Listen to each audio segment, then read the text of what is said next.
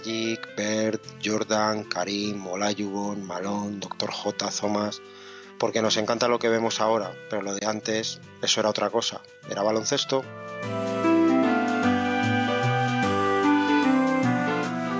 Llevamos esto, no sabemos muy bien a dónde, entre mi compañero Manuel y quien nos habla, José Manuel.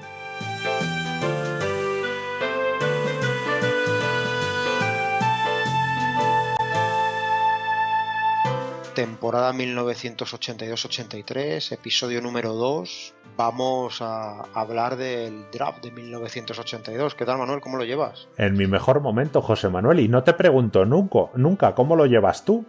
Yo estoy hecho un bracito de mar. Te lo digo todo. Muy bien. Pues nada, vamos a darle al draft, ¿no? El draft y nuestro redraft. La verdad que, ojo, esto viene cargadito, ¿eh? El bocata viene con mucho salchichón del bueno. Sí, tenemos un draft, se puede decir que un poquito infravalorado a la hora de ver esto, las selecciones de los años 80. Así que vamos a darle un repaso a todo lo que había alrededor del draft, qué se pensaba de los jugadores, en qué puestos acabaron y cómo lo habríamos hecho nosotros si nos hubieran pagado un pastizal por estar ahí de general managers de cualquier franquicia de esa temporada. Así que nada, comenzamos.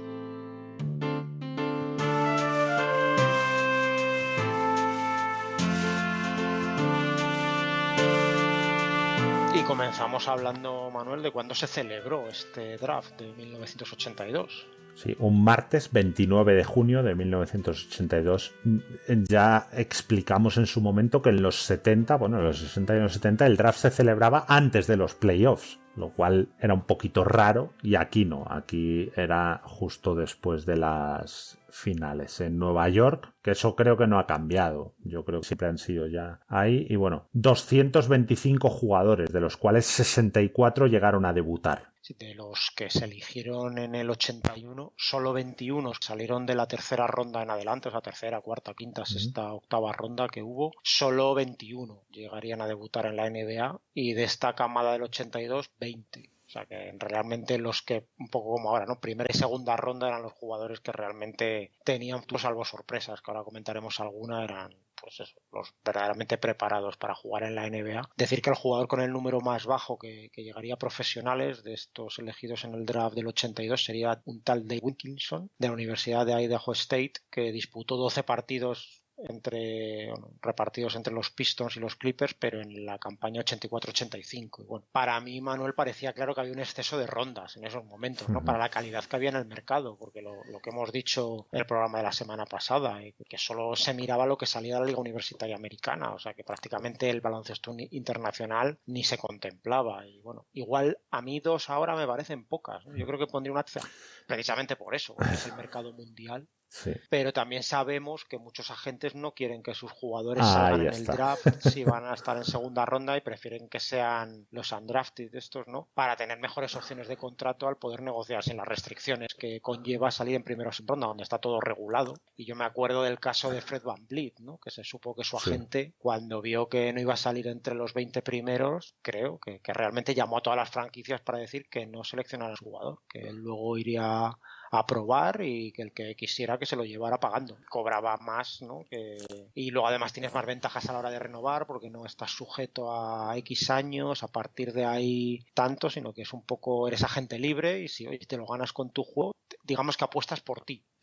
Exacto. 2 rondas ahora me parecen pocas. Esto, José Manuel, es qué tipo de riesgo quieres asumir. Como tú dices, pues a lo mejor sales en segunda ronda y dices, bueno, pues me aseguro 3 o 4 años en un equipo ganando, no sé, $400,000, digo una cifra que ahora no me la sé, y dices, bueno, pues por lo menos ya tengo un plan de vida. Pero lo que tú dices, a lo mejor el agente de VanVleet dice, oye, yo sé que este jugador tiene más nivel, me lo quito, firmo un contrato de 2 años con un equipo, a lo mejor esos 2 años gano incluso menos, pero es un escaparate y luego soy libre para ir a donde quieras. Bueno, en esta época era en plan que hubiera rondas, pues ya decimos 225. Pero bueno, la primera elección de este draft fue James Worthy, y luego los más destacados pues fueron el propio Worthy, Dominic Wilkins y Terry Cummings. Hubo 7 jugadores que disputaron al menos un All-Star, que fueron Mark Eaton, Eric Sleepy Floyd, Fat Lever, Ricky Pierce, Dominic Wilkins y James Worthy. Nada, que 7 buenos jugadores. Los 2 peores equipos de cada conferencia la temporada anterior se jugaban el puesto con un tiro de una moneda. En este caso fueron San Diego y Cleveland, aunque la elección de Cleveland fue a Lakers. Ganaron el sorteo los Lakers y seleccionaron a James Worthy. En este caso yo creo que el sorteo de la moneda no era tan importante, ¿no, José Manuel? Porque había donde elegir. En este draft en concreto, sí. Eso es. No, quiero decir, no había una diferencia. Pero eso es. No había una diferencia entre el primero y el segundo brutal. No es la que vamos a ver en el 83, que entre elegir a Ralph Sampson y Steve Stepanovic, pues había más diferencia. Exacto. O la del 69, cuando la moneda era Karim, o ya ni me acuerdo el segundo. Con lo cual, pues... Pues eso es. Exactamente. Ahí se ve la diferencia todavía. O la temporada anterior, ¿no? Donde fue entre Mark Aguirre y Isaiah Thomas, que parecían jugadores del mismo nivel. Luego se vio que no. Pero bueno, de hecho, bueno, eligieron al que en teoría luego no tuvo un mejor rendimiento. Lakers, volver a decir que consiguieron esa elección gracias al traspaso del 15 de febrero de 1980 entre Lakers y Cavaliers, en el que Butch Lee y la primera ronda del draft del 82, James Worthy, se fue a Lakers a cambio de Don Ford y una primera ronda del 80 que fue Chad Kinch. Intercambiar una primera ronda de playoffs con un equipo como Lakers es de locos. Y ojo, esto era antes de Ted Stepien, o sea, ya estaban como las maracas de Antonio Machi, la franquicia, antes de que llegase el rey de las maracas, que era este de Stepien. Sí, en muchos sitios se le pone como que es la locura cuando se habla de todo lo que hizo Ted Stepien. Y de hecho yo lo que hago un programa y yo dije, y me corregiste tú, porque es verdad que llegó un par de meses después de esto. Stepien llegó como en abril del 80 y este traspaso, lo que tú comentas, Manuel, era del 15 de febrero. Y bueno, pero abrió la senda de la locura en Cleveland, que ya la llevó a niveles estratosféricos nuestro amigo Stepien. Pues nada, las 10 primeras selecciones de este draft fueron James Worthy por Lakers, Terry Cummings, elegido por los Clippers, Dominic Wilkins, elegido por Utah Jazz, Bill Garnett, elegido por Dallas Mavericks, LaSalle Thompson, elegido por Kansas City Kings, Trent Tucker, elegido por New York Knicks, Tim Daly por Bulls, Clark Kellogg por Indiana Pacers, Cliff Levingston por Detroit Pistons y Keith Edmondson por Atlanta Hawks. Pues draft con jugadores de talento, sin un jugador del nivel de Isaiah Thomas. Pero vamos, Worthy y Dominic Wilkins, no sé qué opinas tú, pero yo creo que están un peldaño o medio peldaño por debajo de él, no mucho más. Han sido jugadores de mucho caché, ¿no? Sí. No.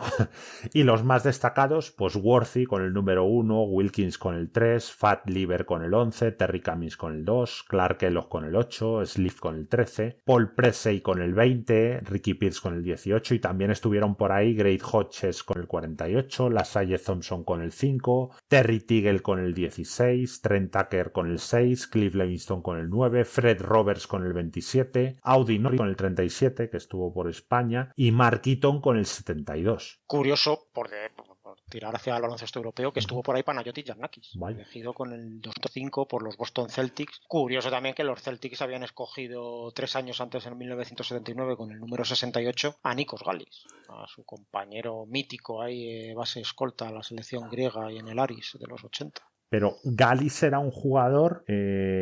formado allí. Eso es, formado allí, que bueno, tuvo relativo éxito, ¿no? Porque era un buen anotador, ¿no? No se sabe muy bien. Bueno, quizá el tema de la altura, ¿no? Que era, claro, era un anotador que medía 1,83 m, ¿no? Quizá la NBA le hubiera quedado un poco grande, ¿no? Yo creo que si no se hubiera decidido o sea, yo creo que si hubiera peleado más por jugar en la NBA, y hubiera terminado consiguiendo. Yo creo que era un jugador que hubiera podido, muy secundario, pero lo podría haber conseguido. Pero bueno, ya creo que lo contamos, como la familia tenía raíces griegas, él no sabía ni hablar griego ni él era americano 100%, se fue allí y claro, de repente se sintió como un dios y ya pues decidió, y bueno, no creo que se arrepintiera del todo, pero bueno, supongo que algo siempre tendría ahí de la espinita clavada de no haber podido jugar en la NBA, pero vamos, eso, que un carrerón a nivel europeo, pues ojalá algún día nos dé el proyecto como para hablar también del baloncesto europeo y hablaremos mucho de Gallis y de Giannakis. Hombre, lo de Gallis, solo por lo que hizo en el 87, es escandaloso, pero vamos, a mí Giannakis me volvía loco. Así entre tú y yo, ¿eh? Un base grande, buen defensor, duro, la verdad que formaron una pareja. Estos creo que tampoco se llevaban muy bien, José Manuel. Parece que no.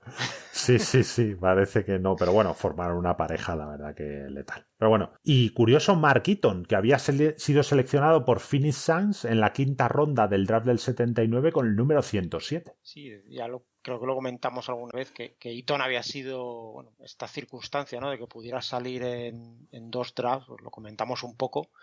Él había sido un gran jugador de waterpolo en su época de instituto y de hecho no había jugado al baloncesto organizado hasta los 17 años y no lo había hecho con mucho éxito además, lo poco que jugó en el instituto, así que no tuvo ninguna beca deportiva ni incluso de waterpolo ni nada y empezó a estudiar mecánica en un instituto, vamos, en Glendale, Arizona, y así estaba trabajando de mecánico cuando un día un entrenador asistente del Cypress College le vio y le convenció para jugar con ellos. Estuvo 2 años en Junior College.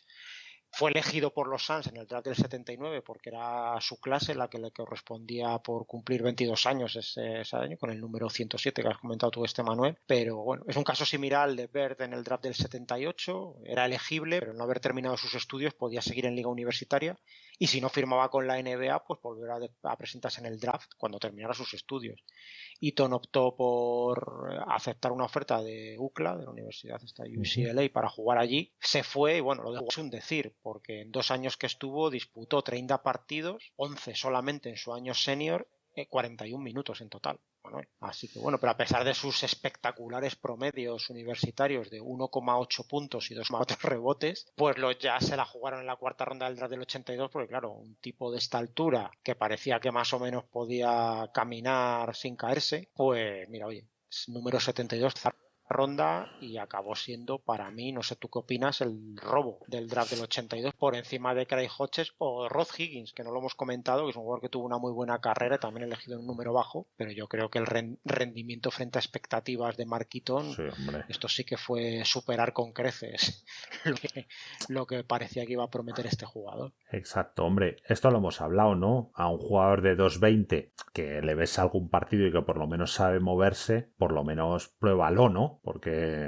pues oye, que salga un poco bien, lo que fue Mark Eaton, que en ataque no era ninguna maravilla, pero es que atrás había que tirar delante de él, porque era la grúa municipal. Pero bueno, sí, yo creo que coincido contigo, el Utah le fue muy bien con él. A Clark Kellogg lo mató una lesión de rodilla, pero rindió muy bien cuando pudo jugar a tope, una pena. Y los 3 primeros elegidos eran underclassmen, ¿no? Es decir, habían salido de la universidad antes de completar el ciclo. Esto ya sería cada vez más común. Claro, es que comentar que este draft, un año antes, era considerado como uno de los más flojos de los últimos años por la clase de seniors que había, de los que cumplían 22 años y los 4 años de ciclo universitario. Pero claro, la historia cambiando, varios jugadores fueron decidiéndose por presentarse al draft antes de tiempo, claro. Y estos es que además, lo que tú dices, fueron los que acapararon los primeros puestos, Worthy, Wilkins o Cummings, que decidieron dar el salto a profesionales y aumentar así de forma considerable la calidad de esta camada. Y eso que no se presentó el que había sido el mejor jugador universitario del 82, Ralph Sampson, que decidió quedarse en Virginia para completar su ciclo de 4 años. Y claro, que ya se sabía todo el mundo que iba a ser el premio gordo del draft del 83. Y bueno, decir que no solo los 3 primeros puestos, sino también LaSalle Thompson, Cliff Livingston, Clark Kellogg, Rob Williams, Quentin Daly y John Bagley fueron jugadores que no cumplieron su ciclo universitario y que también cayeron en primera ronda de este draft.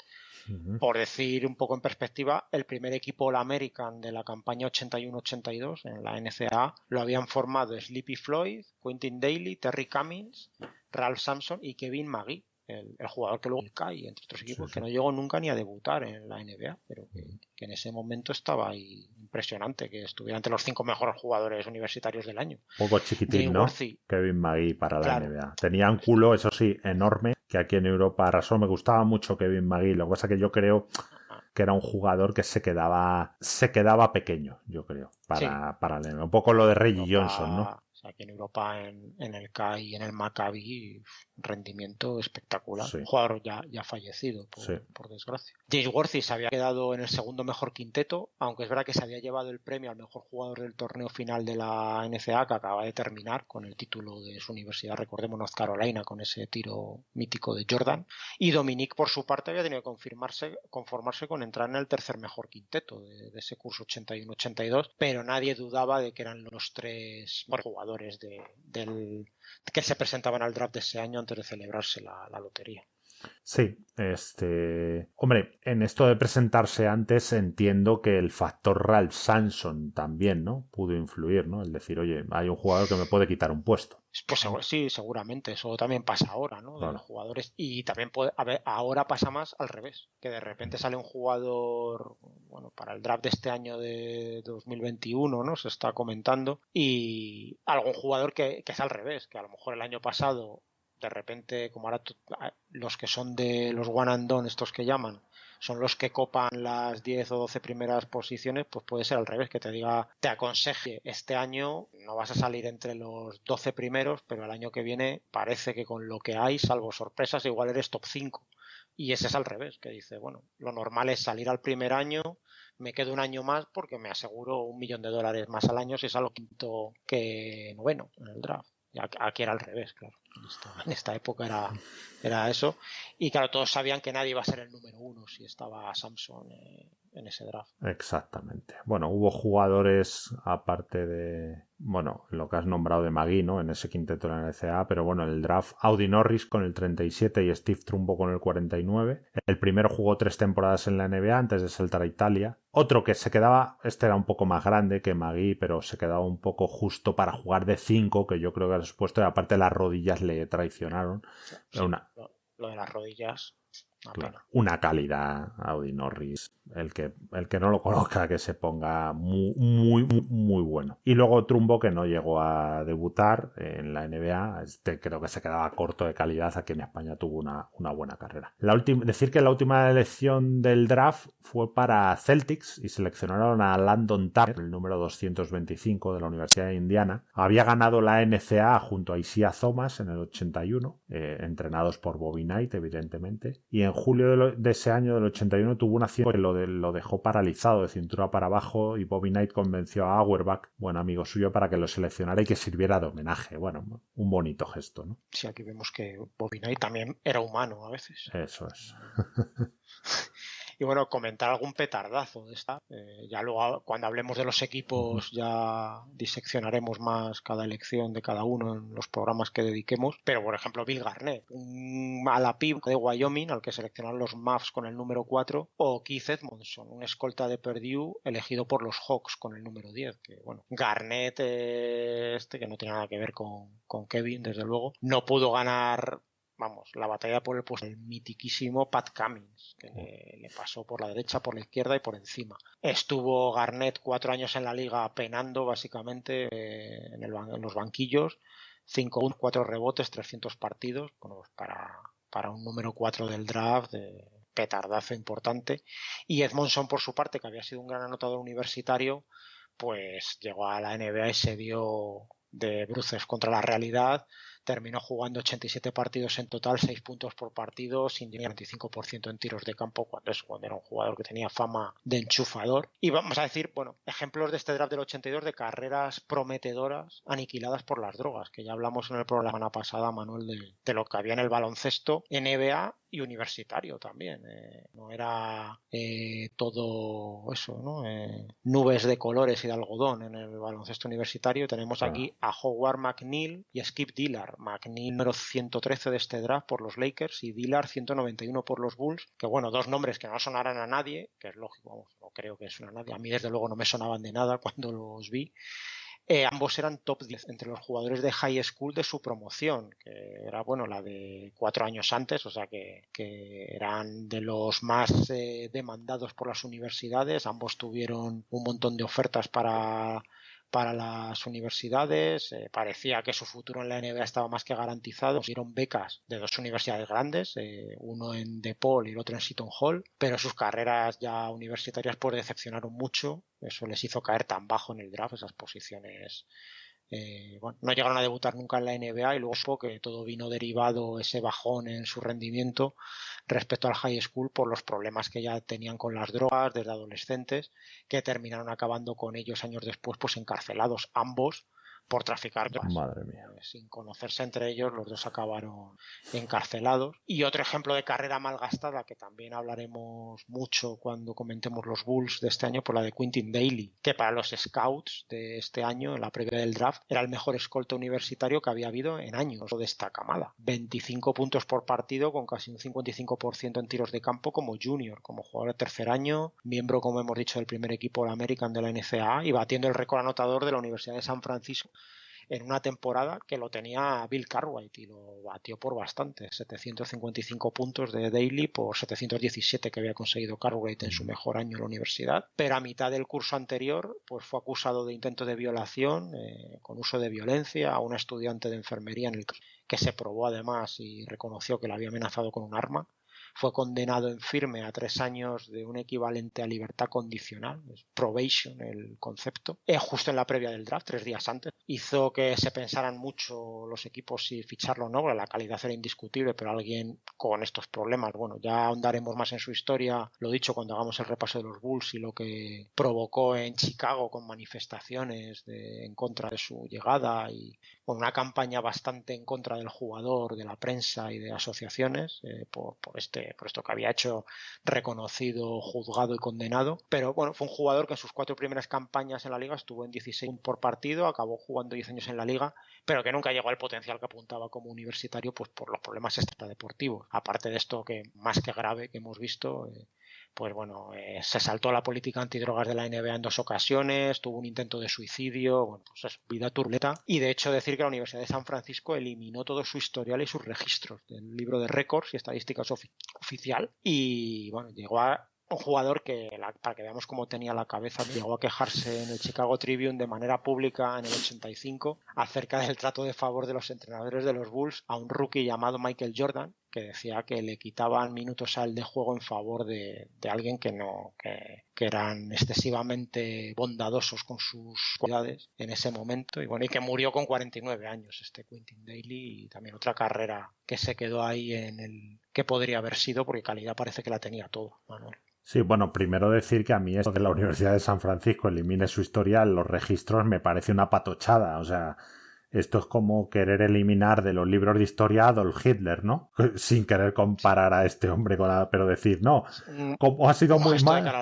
Sí, sí, como ha sido muy malo, no, pero a ver, recordar, no sé, es como si ahora estamos recordando, imagínate, cuando lleguemos, ¿no? A 2039 y recordemos el centenario del inicio de la Segunda Guerra Mundial. Dice, pero no vamos a hablar de Hitler, que era muy malo, pero entonces ¿de qué hablamos? Pues, al revés, es que yo creo, José Manuel, que se debería de hablar mucho de un jugador como Quintin Dailey para ver por dónde no ir, ¿no? Y precisamente intentar dar ejemplo diciendo, oye, es que te puedes perder, ¿no? Pues se puede comprobar que si miras en la página de la Universidad de San Francisco, ¿sí? No aparece en los registros, no aparece. Pues me parece muy bien. No hay nunca esa universidad. Pero me parece, pues eso, una patochada. De hecho, me parece un engaño y una manipulación. Es decir, lo que hay que decir es que este señor... Bueno, y luego otra cosa, José Manuel, que Perdona, ¿no ha habido algo parecido? Bueno, esto como no nos gusta hablar de cosas no preparadas, sí, porque podemos meter mucho la pata, pero ¿no ha pasado algo igual con los Fab Five, con los de Michigan, de Chris Webber y Jalen Rose, que también han eliminado sus... Sí, ¿qué hicieron? Algo de eso, bueno, sí, ya por eso, como no lo tenemos preparado, pero creo que también pues algo de eso hay por temas de apuestas o creo que también eliminan de un plumazo el historial. Puede ser, porque no... Sí, de apuestas, exacto, que les regalaron, no sé qué. Seguro que Óscar Villares, que estará escuchando el programa, nos pone ahí en los comentarios, u otros, exacto, que también nos comentan lo que pasó con estos chicos. Sí, pero vamos. Y luego otro tema, José Manuel. Evidentemente, pues un intento de violación, ¿no? Como has dicho, a otra persona, en este caso a una chica, es un hecho grave, condenable. Lo que digo es que si sociedad alguien comete un delito se le juzga, se le pone una pena y entonces ya por esa pena ya no puede desarrollar ninguna vida más, o sea, ya no puede ser jugador de baloncesto, entonces convertimos en que aquí cualquiera que tenga un error o que cometa un error o un acto grave, quiero decir, yo entiendo que lo tiene que pagar, pero podrá seguir con su vida, ¿no? O sea, puedo entender que haya una protesta diciendo, y hombre, que haya un arrepentimiento, Bueno, ¿no? Pero bueno, ¿no? Sí, vamos a imaginarnos que hubiera pasado aplicando el mismo rasero, ¿no? Con Kobe Bryant. Claro. Bueno, Lo que pasa que aquí... no existiría su carrera en la NBA. Sí, lo que pasa que aquí... Lo quitamos, no ha existido. Exacto, ciertamente a Kobe Bryant no le condenaron, porque creo que llegó a un acuerdo, ¿no? Con la chica, le pagó Claro, un acuerdo extrajudicial, pero sí, bueno, ahora, bueno, como esto se la cogen con papel de fumar, de no, pero fue acusado. Bueno, pues sí, pero nunca... El tema, José Manuel, yo a lo que voy es que creo que es importante, oye, pues separarlo. Evidentemente este hombre tuvo un comportamiento ahí deplorable, luego con lo de las drogas pues se arruinó la vida y es un tema que no llegas a entender, ¿no? Porque dices, un jugador universitario de éxito, entiendo que tendrá éxito con las mujeres o lo que sea, qué necesidad, ¿no? Aparte que esto de la violación a mí me explota la cabeza otra vez, ¿no? ¿Cómo puedes forzar a nadie? Vamos, cualquier delito de estos de violencia, ¿no? Pero y luego arruinarte la vida con las drogas, ¿no? Dices, estás haciendo una cosa que yo lo pienso en mí también, ¿no? Digo, joder, si yo hubiera sido tan bueno, joder, dedicaría el 100% o una gran parte de mis esfuerzos a intentar mejorar, olvidarme, pero bueno, la verdad, como tú has dicho, cabecita loca que se arruinó la vida y arruinó eso y bueno, murió a los 49 años, no sabemos si de un accidente o de que la vida... Problemas de corazón, pero bueno, derivados de no llevar la mejor vida posible. Exacto, pero bueno, una pena. Y nada, después de haber analizado lo que fue realmente el draft, nosotros que somos dos chulos, pues hacemos el redraft, José Manuel, porque tú y yo lo valemos. Sí, mucha gente se ha apuntado a esta moda, pero nosotros empezamos hace 2 años con esto. Somos pioneros. Sí, creamos tendencia. Exactamente. Y bueno, pues vamos a empezar. Empiezo yo con el número 1, los Lakers. Y bueno, yo realmente me hubiera ido a por un escolta, o si hubiera habido la calidad en los primeros, como para los coger en los primeros puestos, para darle las riendas definitivamente a Magic. Lo cierto es que no había ninguno en este draft como para ir al número 1. Quintin Daly. El puesto más... Sí, pero tampoco ni en su mejor momento daba como para arriesgarse al número 1 una vez que se presentaban. Bueno, Quintin Daly también era un underclassman. Y bueno, el puesto más flojo de los Lakers era el de 4, pero Rambis la verdad es que era exactamente lo que necesitaban al lado de Karim, ¿no? Un fajador. Así que bueno, aunque Terry Cummings hubiera supuesto una mejora más que notable como a la pivot, ahí no necesitaban un superclase, sino un obrero. Y bueno, ahí estaba Rambidis, Kyriakos Rambidis para hacerlo. Así que parece que había que ir a por el mejor juego entre los aleros. Y ahí, pues entre Wilkins y Worthy, yo realmente me quedo con Worthy. Para mí tenía un juego muy perfecto para estos Lakers. A campo abierto era casi imparable entrando a canasta. Además, bueno, partiría sin la presión de tener que producir desde el primer minuto en un equipo hecho que había sido campeón el año anterior. Llegaba ahí, tenía Jamal Wilkes por delante, ocupando el puesto de 3 titular, podía adaptarse también a jugar de 4, como terminaría haciendo en su carrera, y yo voy a por Worthy. Repito, estoy de acuerdo con el que finalmente ahí Jerry West. Bueno, Los Ángeles no tenía ninguna elección más en primera ronda, ni tampoco en segunda, con lo cual un traspaso tendría que involucrar a algún otro jugador de la plantilla, ¿no? Aquí somos partidarios de mantener los equipos intactos, ¿no? Cuando han ganado, salvo que pasen cosas muy raras que no estaban pasando en Lakers. Pero bueno, vamos a ofrecer. A ver, le ofrezco a Atlanta el número 1 del draft por Dan Ramfeld y su ronda de la temporada siguiente o de esta, que era el número 11. ¿Qué opinas? Yo en contra de dar talento joven, o sea, talento en posiciones altas, número 1, 2, hasta 3, por veteranos. Equipos punteros me refiero. O sea, si esto le pasa a Cleveland, pues sí puedo intentar, oye, voy a intentar que el equipo mejore ya. No tengo tiempo de estar 4 años esperando a ver si el jugador evoluciona. Pero claro, cuando tienes un equipo bueno, terminas llegando a las vacas flacas de elecciones altas del draft. Esto era una situación excepcional, que el campeón de un año tenga el número 1 al siguiente.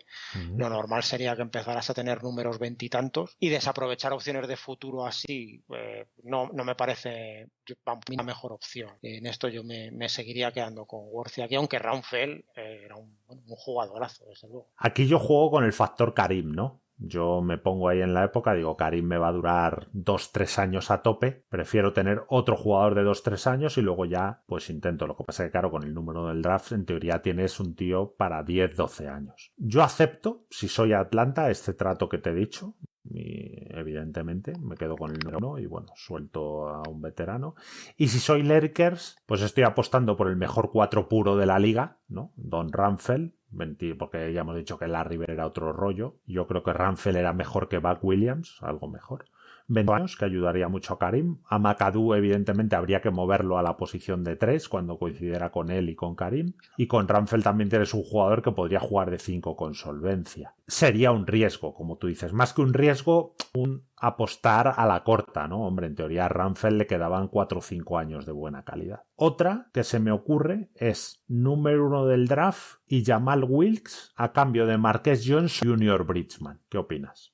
Me remito a lo anterior. Sí. O sea, si me dices, no, el número 6 del draft y Norm Nixon por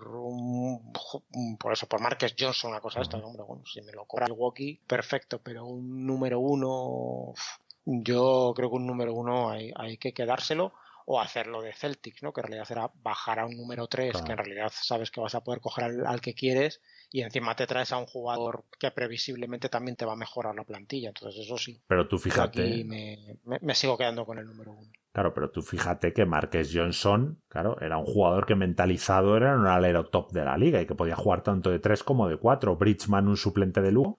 Yo siendo Lakers, esta la haría. Yo esta sí. Siendo Bucks creo que también. Le doy un giro al equipo y me quito a Marqués Johnson que me ha tocado las narices con lo de un rato. Y Lakers lo que te digo, Marqués Johnson, pero bueno. Eso. Y la última, bueno, se me ocurre otra. Apelo. A los Warriors le ofrezco al número 1 por Bernard King.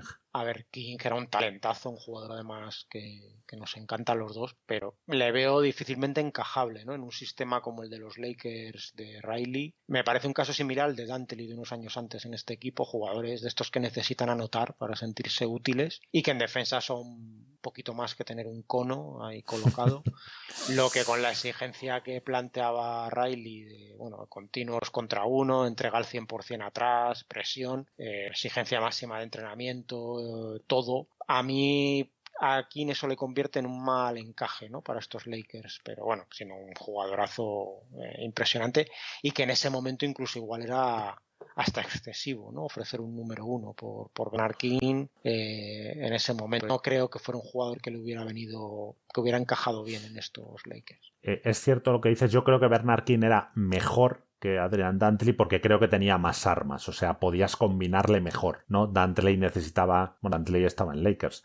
Un tipo de jugadas y juego especial, ¿no? Creo que Bernard King se combinaba. Luego es cierto que en defensa tenía que haber dado un giro. Yo lo hubiera hecho con los ojos cerrados, ¿eh? Lakers a Warriors no le quedaba otra, con lo cual. Y yo hubiera seleccionado...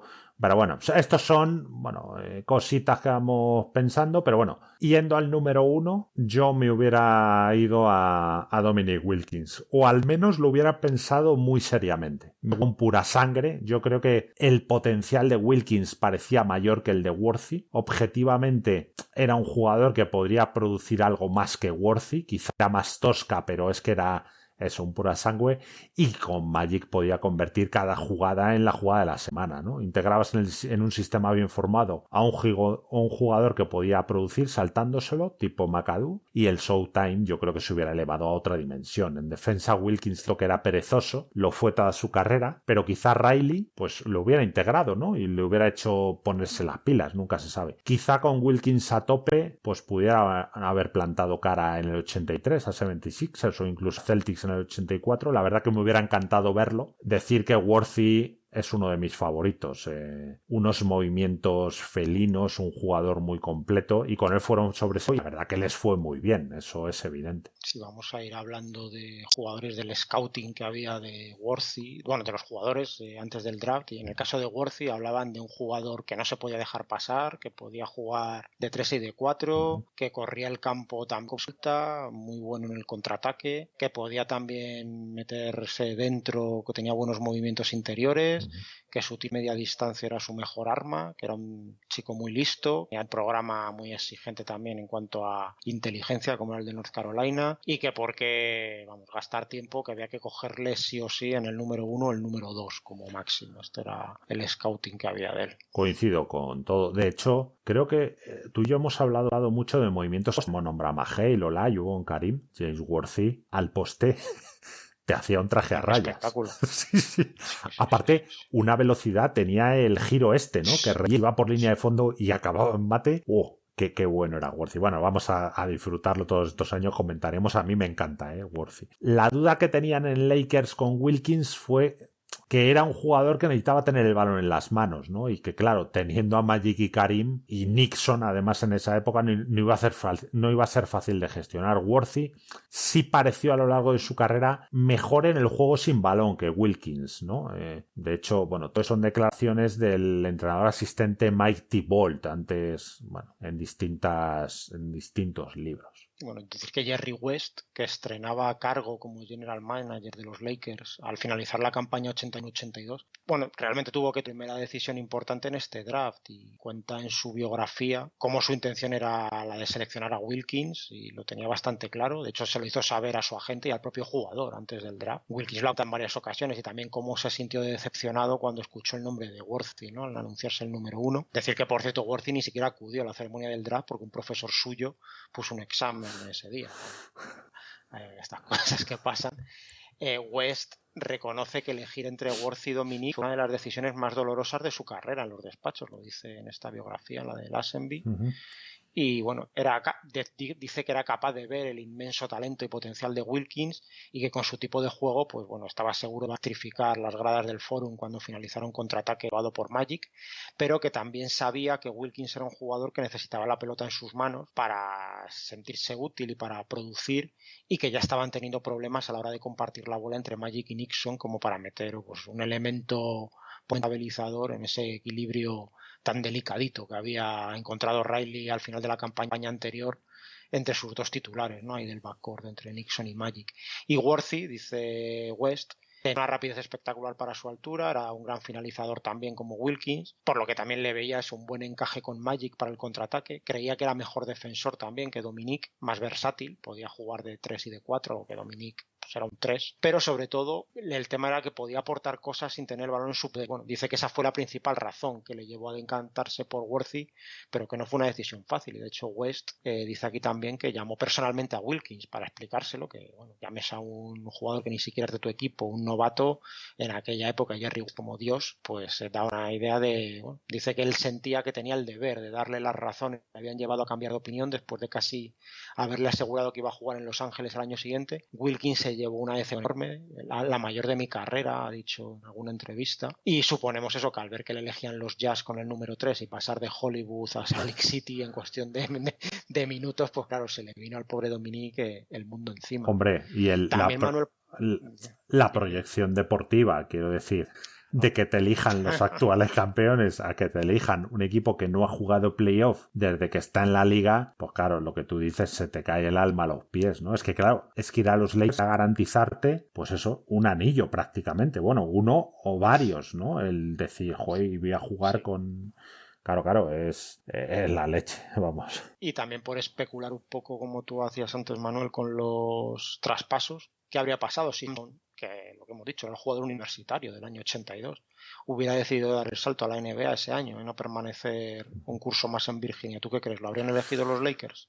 Sí, pero yo ya te he dicho de Samson. A mí se me hace raro el decir contrato a un jugador de 2.20 o de 2.18 para que juegue de 4 alejado del aro. Yo ahí, oye, lo mismo Lakers le eligen y traspasan a Karim. Funciona en un año, ¿no? Porque claro, con esos dos ahí también en defensa, yo creo que sí, que en eso no había dudas, ¿no, José Manuel? Que en esa época se tenía a Samson como el mejor jugador, el mejor proyecto de jugador, ¿no? Sí, se hablaba eso, que desde Bill Walton era el mejor proyecto universitario de jugador. Eran 2,24 de bicho, que se Claro. movía como si midiera 1,95. Tú Sí, ves sí. las imágenes de él en su prime, cuando no tenía problemas físicos, era impresionante, realmente, Sí, sí. cómo se mueve. Pero yo estoy seguro de que sí lo habrían hecho, y de hecho hay comentarios de Jerry West los que parece deducirse eso también, ¿no? Que dice.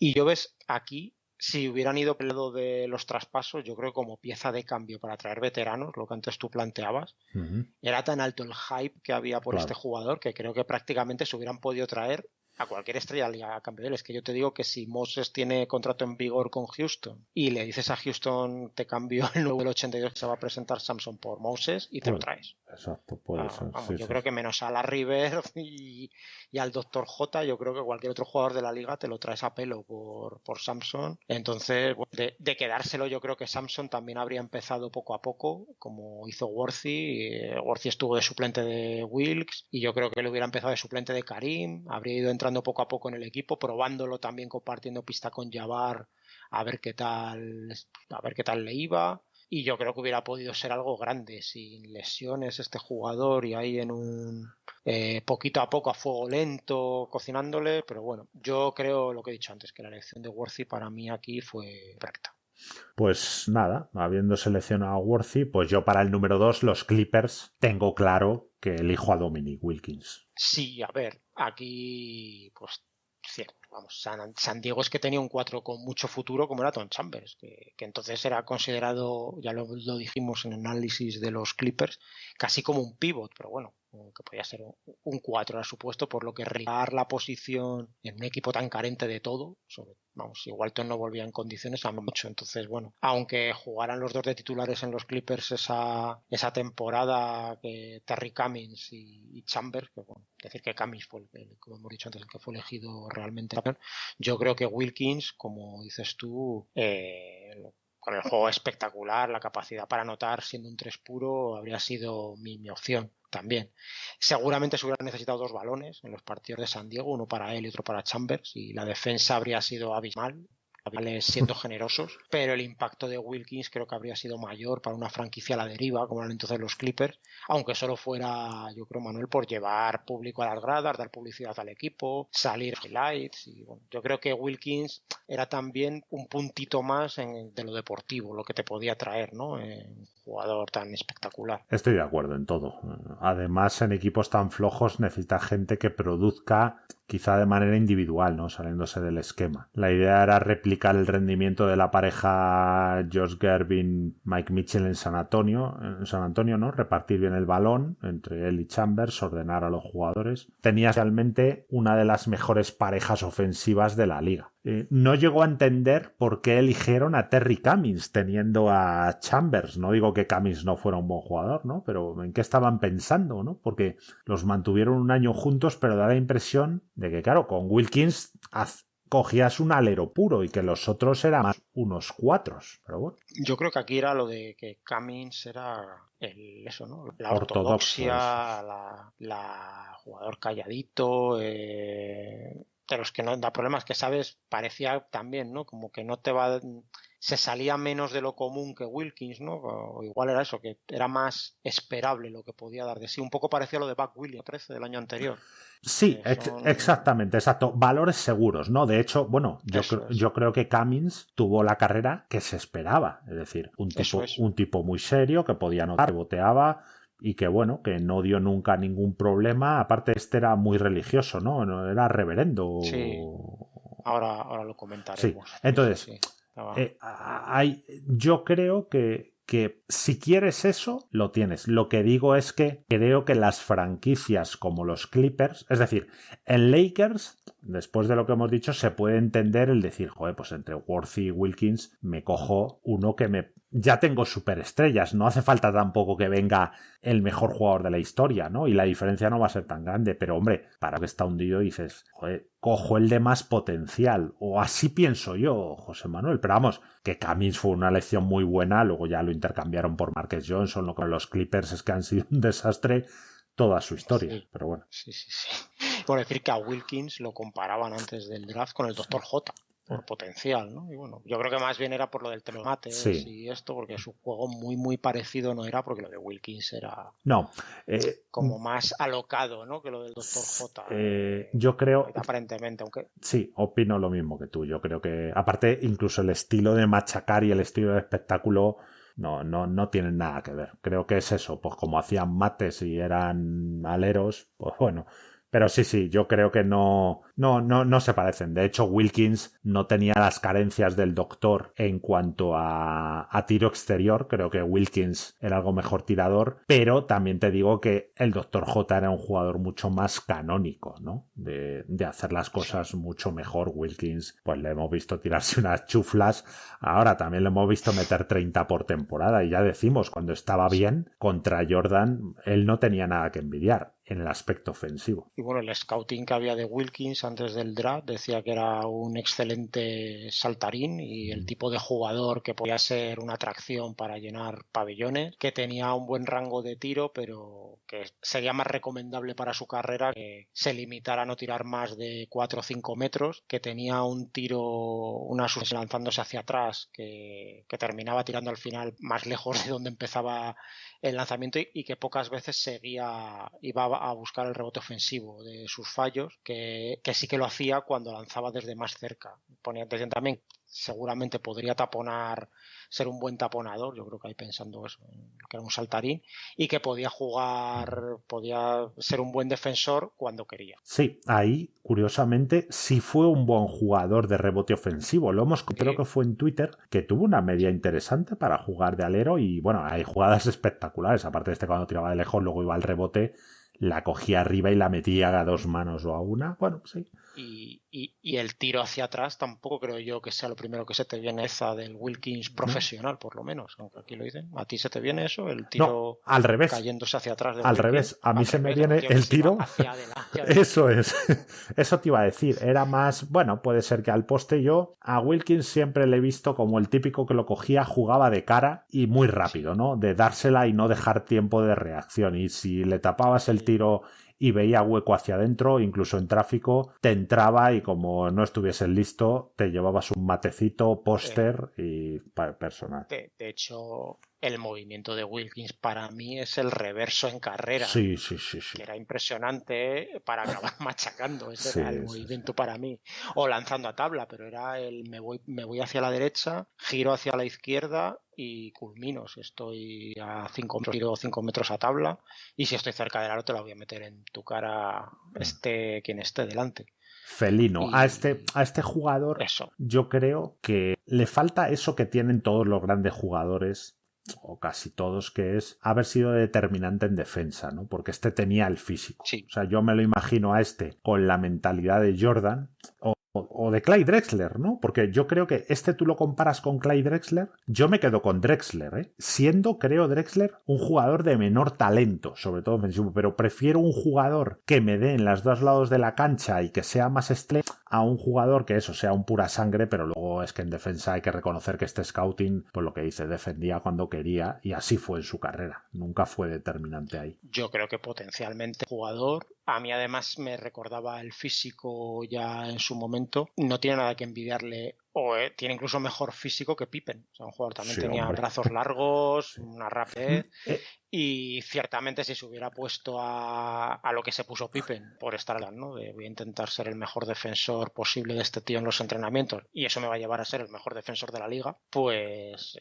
yo creo que este jugador hubiera podido ser top muy alto histórico de la NBA. Hay tema con Pippen, José Manuel, que lo hemos nombrado antes, y es Pippen, en el programa anterior, es Pippen quizá, evidentemente, en salto saltaba, pero no era Wilkins, quizá no era tan felino, pero Pippen tenía dos cosas. Uno, los brazos, es decir... un jugador que te abre los brazos y bueno, lo que decimos, ¿no? Se puede poner en 2.15 de envergadura fácilmente. Y luego a nivel de desplazamiento lateral. Pippen le hemos visto defender a Stockton, defender a Mark Jackson, a Tim Hardaway y a Mark Price y es que no se le iba uno, pero ni uno, ¿eh? Entonces, sí. Ahí, pero sí, yo coincido con este jugador, pero bueno, por lo que sea, pues no quiso mentalizarse. Vamos, Wilkins vamos a hablar mucho y fue un jugador que en los 80 le puso mucho picante a la liga y ayudó mucho a su equipo y a la liga a popularizarse. Sí, ya comentaremos dentro de 4 la serie contra los Celtics, esa semifinal del este del 88. del 4-3 y el duelo en OK Corral de Larry y de Dominic. Y bueno, número 1 Worthy, número 2 Wilkins, coincidimos, número 3, vamos ahí con los Jazz, me toca a mí. Eso es. Utah era un equipo carente de todo, salvo de anotación, precisamente en el puesto de 2 o de 3, más que cubiertas yo creo ahí las necesidades en esos puestos con Darrell Griffith, que había sido el rookie del año, y con Adrian, el rookie del año 2 temporadas antes, y con Adrian Dantley iba camino de ser eso, uno de los, bueno, si no era ya el mejor anotador de la liga en cuanto a talento para conseguir puntos, pues claro, habíamos dicho que estos 3 jugadores iban a ser los 3 primeros, están Worthy y Wilkins cogidos, pues ahí, con ese juego que hemos dicho, ortodoxo, ¿no? De ala pívot a la antigua, con todo el abanico posible de movimientos, tanto de espaldas como de cara al aro, más que notable defensor, gran reboteador, nada floritura, pues es que pegaba muy bien en Utah, ¿no? Además, lo que tú decías antes, era un tipo profundamente religioso. Estaba ordenado como ministro pentecostal. Yo no sé si eso era bueno o malo en un estado mormón como Utah, yo un poco con las religiones, pero bueno, el caso es que era un tío muy espiritual, que muy buen tío, es verdad, lo decía todo el mundo, que y bueno, claro, iba a sustituir a Ben Pocket como 4 titular, que me dijo un amigo una vez que será Ben Paquete, y no, es Poquete escrito, y claro, es que desde el minuto 1 iba a entrar en el 5 inicial y iba a tener todo para él, para jugar en el interior, así que yo creo que los Jazz hubieran ido hacia arriba con esta base de jugadores, ¿no? De Griffith y Cummings hubieran avanzado. No sé luego qué hubiera pasado en el 85 si hubieran ido a por Carmalón, ¿no? Teniendo a Cummings y siguiendo una línea temporal lógica de tener a este jugador ahí de 3 años después, no sé yo, pero bueno. En este caso yo me hubiera ido por Cummings de cabeza, vamos. Sí, nunca se sabe. Cummings sí parecía más encasillado en el puesto de 4, ¿no?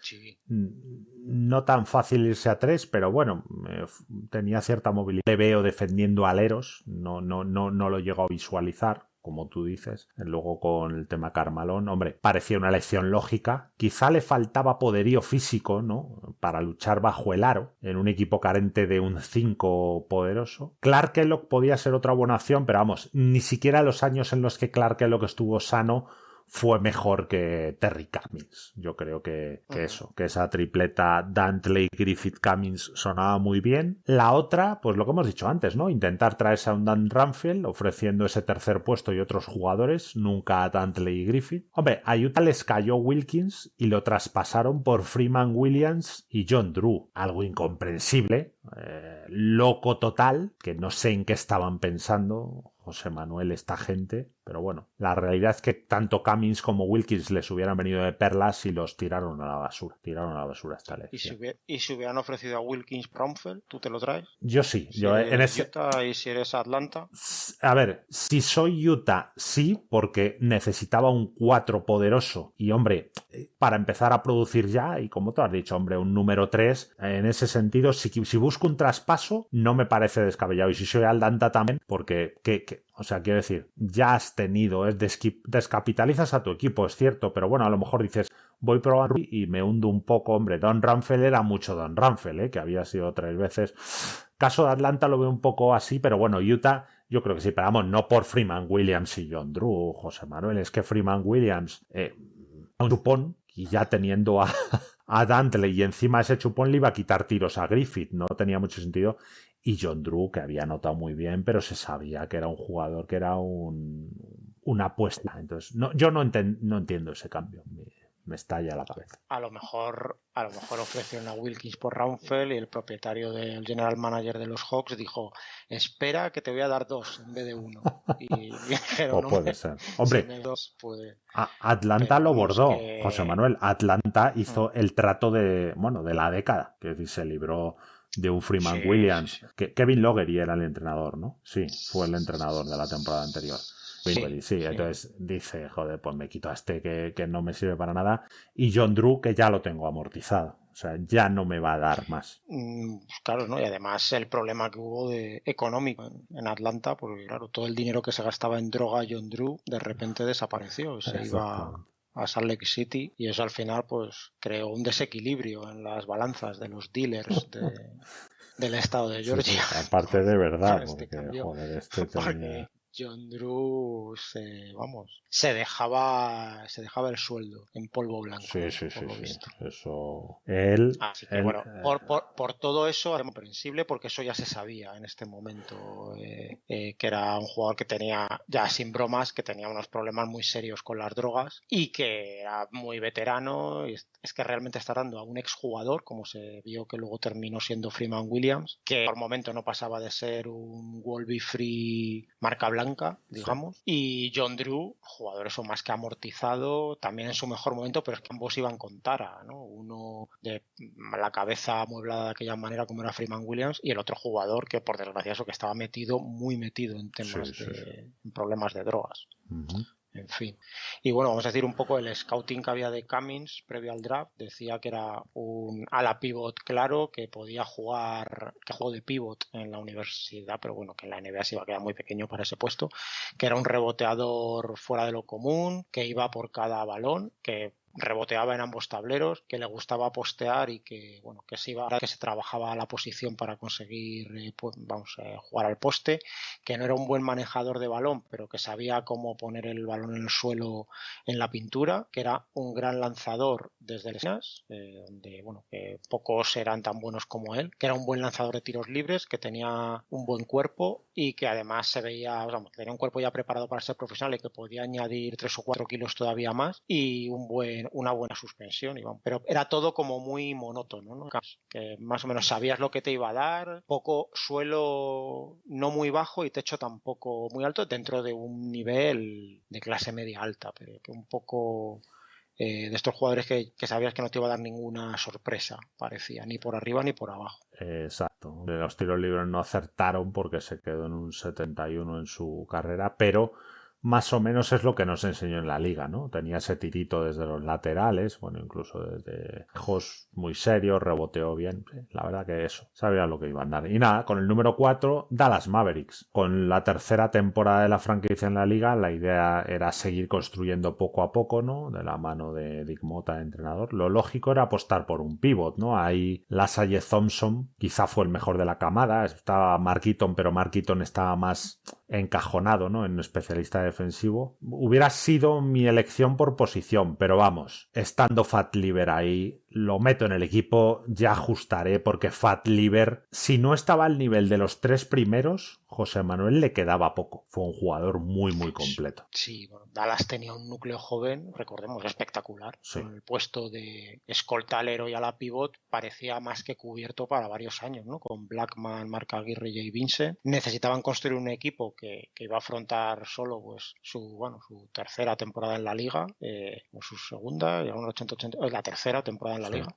Así que, bueno, interesaba llenar los huecos en el quinteto inicial que tenían con el draft, ¿no? O sea, un base, un pivot, lo que tú dices.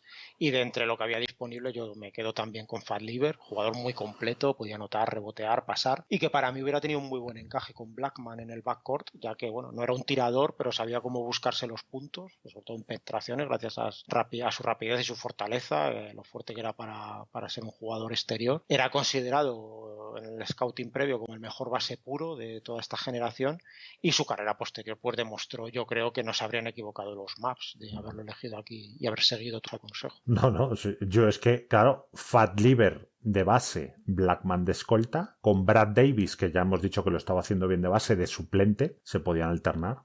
De hecho, Lever llegó a ser uno de los escoltas, como decimos, más completos de la liga, si es que no era el más completo, y se les escapó un jugadorazo que les podía haber hecho un equipo muy poderoso. Da la impresión de que hubieran podido tapar huecos con otros jugadores y hacer, o sea, este hubiera tapado huecos, hubiera hecho mejores a los demás y Dallas podría haber dado un salto de calidad sobre tremendo. Todo que para lo bien que lo hizo Dallas en esta principios de década en el draft, aquí ya hemos dicho el petardazo que pegó Net, que realmente era un jugador que fue como no tener nada y desaprovechar un número 4. Bueno, fue con diferencia la peor elección de toda esta década de los 80 en Dallas, que por lo demás tuvo un ojo bastante bueno con todos los rookies que seleccionó con rondas altas. Para mí la posición realmente de Fat Lever es que fue siempre la de base.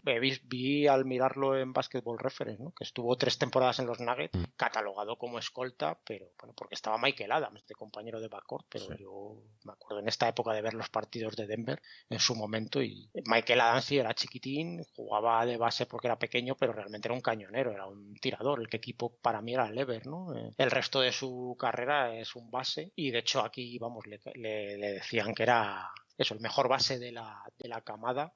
Y yo estoy de acuerdo en lo que tú dices. Yo creo que piensas en Fat Lever, Blackman, Aguirre y Vincent ahí, más luego llegaría James Donaldson y igual no necesitas ni fichar a Derek Harper, ¿no? Teniendo a Brad Davis, claro, a Lever de backcourt, ya te puedes ir a intentar coger en vez de a Derek Harper.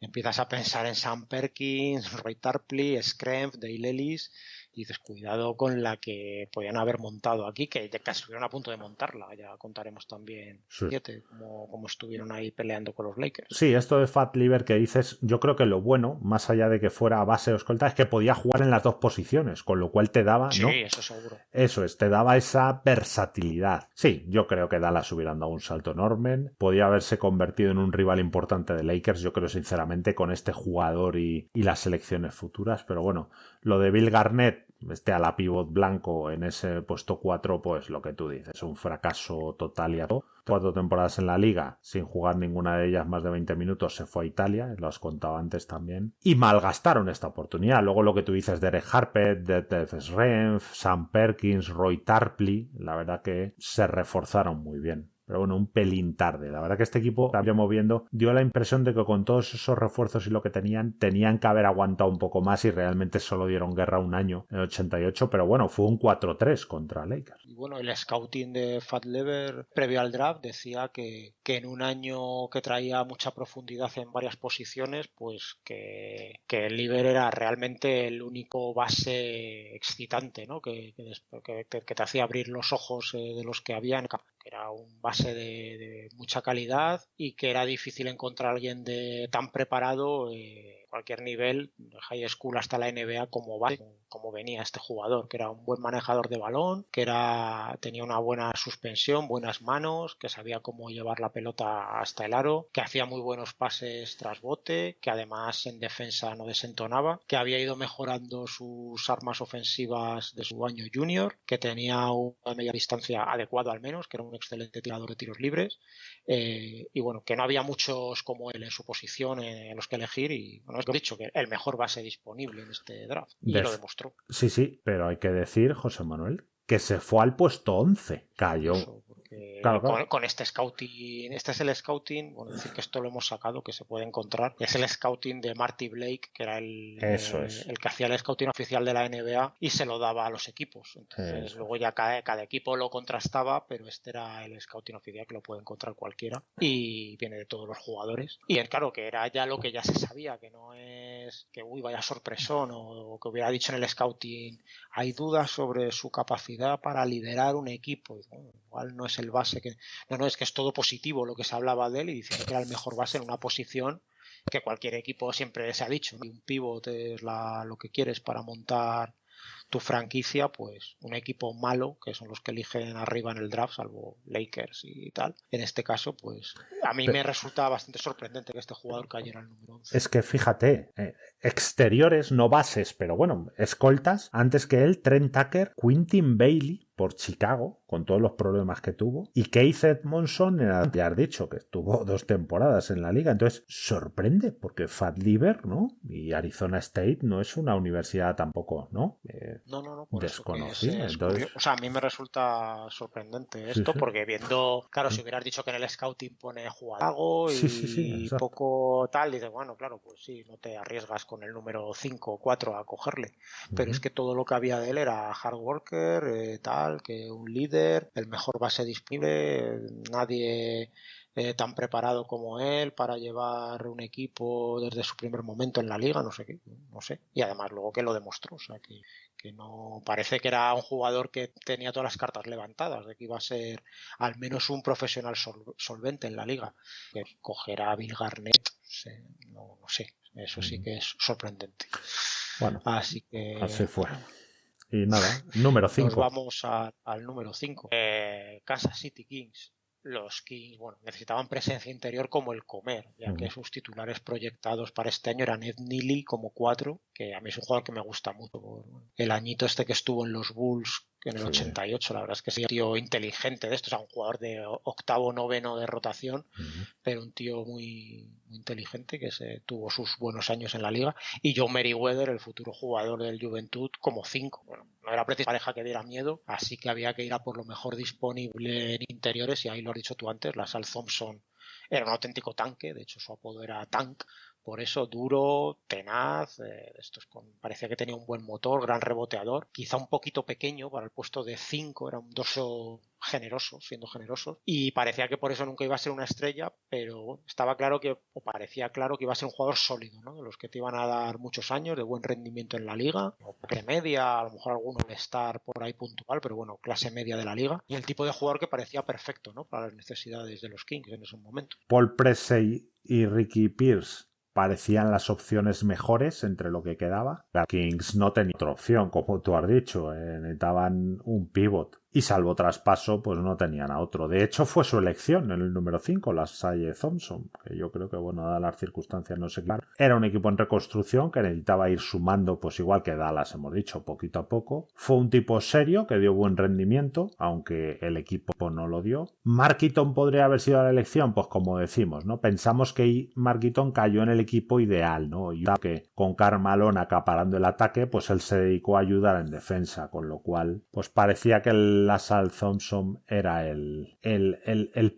jugador que necesitaban de lo que había disponible, evidentemente. Y bueno, el scouting de la Sal Thompson decía que podía rebotear y taponar, que se cuestionaba su habilidad para poder jugar como 4 en la NBA, pero que por qué no pensar en que fuera posible con trabajo, que tenía un buen cuerpo, un buen lanzamiento, una buena suspensión, que podía anotar de 3-4 metros y que además tenía buenos movimientos porque era muy fuerte en el interior, que era un buen lanzador de tiros libres, que necesitaba trabajo a la hora de poner el balón en el suelo, pero que se le veía posibilidad de que terminara así, que podía correr de lado a lado de la cancha, que era rápido, que tenía lapsus en defensa, pero que bueno, que era capaz de dominar en momentos puntuales, lo cual era un buen indicativo de cara profesional, que podía, ¿por qué no?, terminar siendo un pívot de top de la liga, y que la actitud había ido mejorando desde el high school a lo largo de sus años en la universidad, y que bueno, que con la actitud adecuada pues se pensaba que podía ser otro también del mismo tipo que lo que hemos dicho antes de Cummings o Buck Williams el año anterior, un jugador que parecía que sabías lo que te iba a dar, ¿no? Que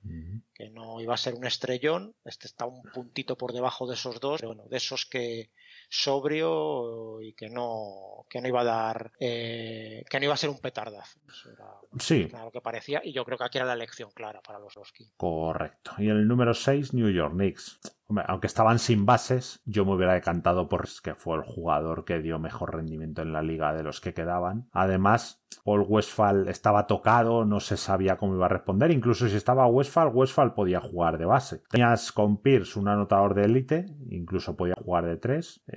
Lo fue durante muchos años. Eso sí, mal manejador, que no iba a ayudar en la dirección de juego, pero un valor seguro. Sí, con esta mano yo no me parece ni mucho menos una mala elección para lo que tenían los Knicks. Es verdad que iba a venir Bernard King y otro enchufador, igual no era lo mejor que tenían, pero por calidad ya a partir de lo que siempre, ¿no? Bueno, tú casi es partidario siempre de coger al mejor disponible, pero yo creo que a partir del número 3 al menos hay que coger lo mejor disponible. O sea, aunque tú tengas si lo mejor disponible es un pivot y tú tienes a Karim, coges al pivot ya a partir de cierto número. Claro, ahí José Manuel, evidentemente, hay que ver la formación del equipo, el tipo de jugador. Es lo que hablamos. Por ejemplo, Lakers posiblemente con Worthy eligieron a un jugador que fuera a soportar el ser suplente de Jamal Wilkes, ¿no? Y a lo mejor desde el principio lo tenían que haber dado. Entonces, si tú tienes a Karim, pero prevés, pues yo qué sé, puedes elegir a Olajuwon, ¿no? Dices, joder, pues lo voy teniendo, no sé. ya lo iré haciendo. Yo sí creo que hay que girar a los mejores jugadores e ir adaptando. Yo no creo mucho en eso. O sea, hemos hablado tú y yo de que siempre hace falta un base y un pívot, pero que no necesariamente el base tiene que... O sea, prefiero hablar de que hace falta un director de juego y una presencia poderosa en el interior. La presencia poderosa puede ser Carmalón y el base, el director de juego se puede llamar Scottie Pippen, ¿no? Yo lo que creo es que si tienes que ver cómo adaptarse, ¿no? Y cómo ver. No es una regla general, pero yo sí tengo más la filosofía, que lo hemos hablado, de decir, escojo al mejor jugador disponible y luego veo cómo lo encajo. Y además aquí coincide con lo que pensaron porque ellos vieron que necesitaban tiro exterior, por eso a quien eligieron en este número fue a Trent Tucker, que en teoría era el mejor tirador del draft junto con Ricky Pierce. Pero a toro pasado yo aquí hubiera ido por Sleepy Floyd, ¿no? Porque, a ver, el equipo que tenían, el único base, es verdad que Westphal podía jugar ahí perfectamente, era Ed Sheeran, que ni siquiera llegaba a clase media de la liga. De hecho, a mitad de grada se hicieron con Rory Sparrow y es el que pasó a ser el titular nada más llegar, que era otro jugador de clase media-baja.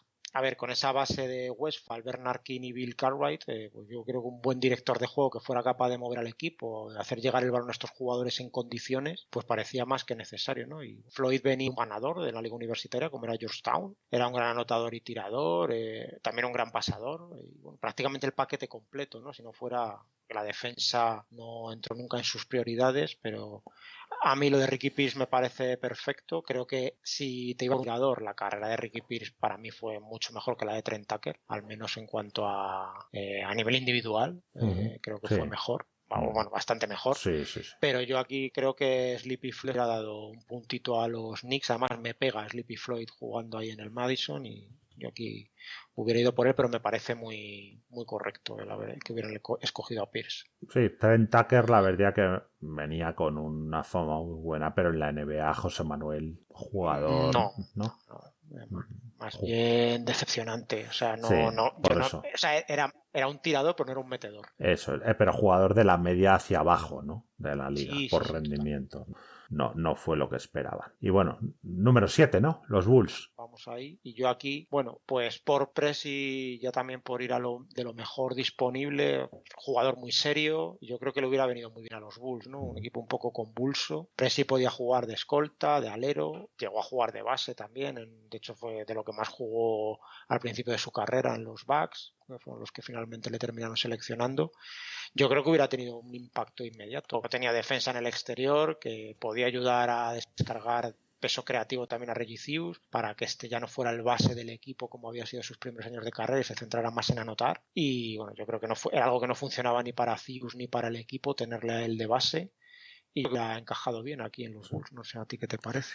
Sí, Paul Pressey se fue al número 20, Ricky Pierce al 18. Paul Pressey yo le recuerdo como uno de los tipos más serios de la liga, ¿no? O sea, tampoco era un maravilloso ni un escolta esto, no era Fat Liver, pero un jugador de esos que cuando piensas en él, ¿no? Y le ves, dices, joder, un jugador cumplidor. Quizá para este equipo, con lo que has dicho, yo pensaría en el que has dicho tú antes, ¿no? Eric Sleepy Floyd, ¿no? Les hubiera venido bien. Quizá mejor que Pressey en el sentido de que Sleepy Floyd era más un base puro, ¿no? Pressey quizá era más similar a Theus en el sentido de que era un jugador que podía alternar las dos posiciones, ¿no? Pero vamos, cualquiera de los dos creo que les hubiera venido de perlas, ¿no? A este. Y bueno, saltando al número 8, los Pacers, Clark. Perdón, decir que los Bulls escogieron a Quentin Daly, que lo hemos dicho antes, pero por recordarlo, que la elección fue Daly.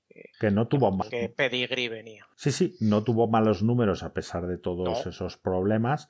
Pero claro, se advierte esa potencial. Y en el número 8, pues yo me quedo con el mismo que seleccionaron los Pacers, que fue Clark Kellogg, ¿no? Un jugador alto, fuerte, con clase, que ayudaba al rebote, de los que quedaban, pues, el mejor jugador quizá de ese estilo. Era un equipo muy pobre, que había rendido muy bien las dos últimas temporadas, pero necesitaban dinamita. Tuvo un rendimiento muy bueno en la liga, pero las lesiones arruinaron su carrera. La verdad que una pena.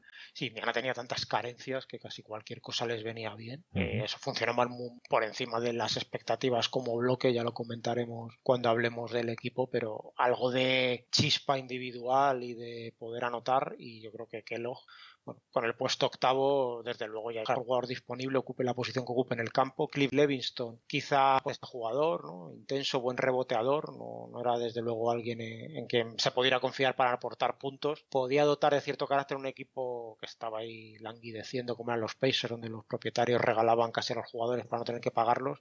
Pero me parece que fue una tanto por tu parte como por Indiana, muy acertado.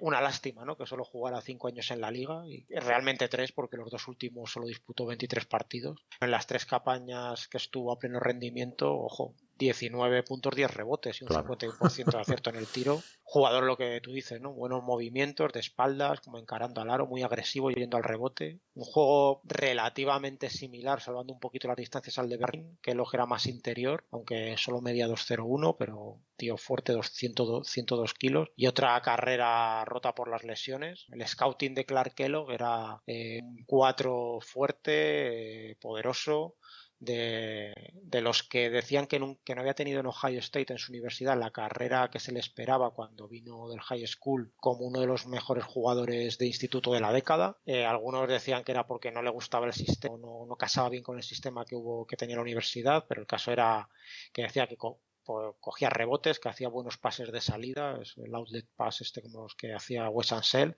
que con el campo no era tan muy bueno manejando el balón, pero que tenía buenas manos, que había liderado de hecho a su equipo en la universidad en robos, que era un jugador con una buena media distancia y que además que debía sacar buenas notas. Se decía que era bastante inteligente fuera del campo.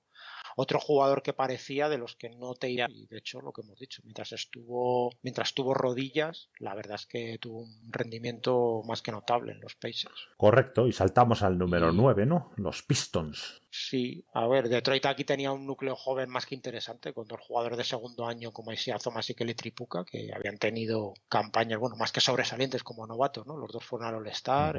Tripucka, de hecho, en ese momento se podía decir que había tenido mejor año incluso que Isaiah, que también tenían otros grandes jugadores jóvenes exteriores, ¿no? John Long, que todavía era un jugador relativamente joven, Vinnie Johnson, que había llegado de Seattle, un interior emergente ahí como era Billy Laimbeer. Les hubiera venido bien un 4 como Clark Kellogg, ya estaría elegido por Indiana, así que yo me voy con Leviston, que la verdad es que lo que hemos dicho antes también cuando hablaba de Indiana, un tipo serio, defensivo, con carácter, que va un poco, ¿no?, en lo que se quería empezar a implantar aquí. Yo le veo, de hecho estuvo en Detroit, que podría haber estado varios años ahí un poco metido en el sistema de los Bad Boys. Yo le veo ahí un jugador relativamente similar a lo que luego aportó Rothman, ¿no?, de intensidad en el banquillo, defensa, un poco de rebote, jugador más limitado físicamente, pero un jugador interesante también Cliff Levingston. Sí. Aquí me parece la opción correcta, intensidad en la posición de 4 a un equipo que ya tenía, pues mucha calidad. La realidad es que solo aguantó 2 temporadas. Y lo cambiaron por Dan Rumfeld, ya un Dan Rumfeld más castigado, ¿no? Que no ayudó mucho, pero sí parecía lo que tú dices, ¿no? Un jugador ya, para de los que ficharon luego, ¿no? Tipo Rodman y John Salley, ¿no? Que yo creo que Rodman era muchísimo mejor que él, y Salley tenía altura. Yo creo que Salley le ganaba en eso, pero la realidad es que yo también creo que es un buen jugador, que es al que eligieron, como decimos, y en el número 10, los Hawks, pues Trent Tucker o Sleepy Floyd, ¿no? Sería la elección. Como en la de Sleepy Floyd había elegido yo a Ricky Pierce. El primero era anotador y el segundo director. Yo creo que fue mejor jugador Sleepy Floyd, ¿no? Quizás sabiendo que querían fichar a Wilkins, un base hubiera sido más adecuado, ¿no? De hecho, Wilkins llegó el 2 de septiembre. Floyd fue un jugador de más fuste y quizá me quedo con él, José Manuel. Sí, adelantar un equipo de playoffs, bastante compensado dentro de una línea media, ¿no? Porque no tenía ninguna así más o menos cubiertas todas las posiciones, salvo quizá la de alero, y yo creo que de ahí el movimiento que los llevó a ir a por Dominique, a cambio, ya lo hemos dicho antes, de John Drew Freeman Williams. En cualquier caso, el mejor jugador también en ese momento es Trent Tucker, ¿no? También por la línea que hemos seguido y de los jugadores que no hemos elegido ninguno. Escoltalero, fama de buen tirador, mal manejador de balón, que era a juicio de los scouts de la NBA el mejor exterior, ¿no? Englobando bases y escoltas de esta camada, y yo creo que no acertamos. Ricky Pierce, también podría haberles venido bien si hubiera estado disponible, un enchufador de lujo, que tenía menos fama que Tucker, pero lo que hemos dicho, terminó teniendo una carrera más larga y más exitosa que él. Y Quintin Dailly, del que hemos hablado antes, pues no ha estado mal en estos momentos, ¿no? Que el scouting de Dailly antes del draft decía que era posiblemente, había sido el mejor base escolta de los guards de la NCAA la temporada anterior, que era un jugador sobresaliente a nivel ofensivo, gran salto, que manejaba bien el balón bajo presión, si le presionaban que sabía salir a la presión, que le daba igual irse a la derecha o a la izquierda para encontrar su tiro, que con su salto podía en tráfico, buenos movimientos yéndose hacia la canasta, muy fuerte, que trabajaba duro tanto en defensa como en ataque, que podía además ayudar al rebote, un talento ofensivo grande, que debería ser una superestrella en la NBA. Este era el scout de Marty Blake, de este chico que se terminó quedando, siendo un buen jugador, como has dicho tú antes, un poquito por debajo de esto, pero vamos, viendo este scouting, yo soy los Hawks y está disponible, y desde luego también, igual por quien me voy al final, según estoy hablando, es por de lo que había disponible aquí. Ahí lo malo es que, claro, las estadísticas no lo son todo, como dices, y claro, metes una bomba, ¿no? Lo mismo te fichas a un tren,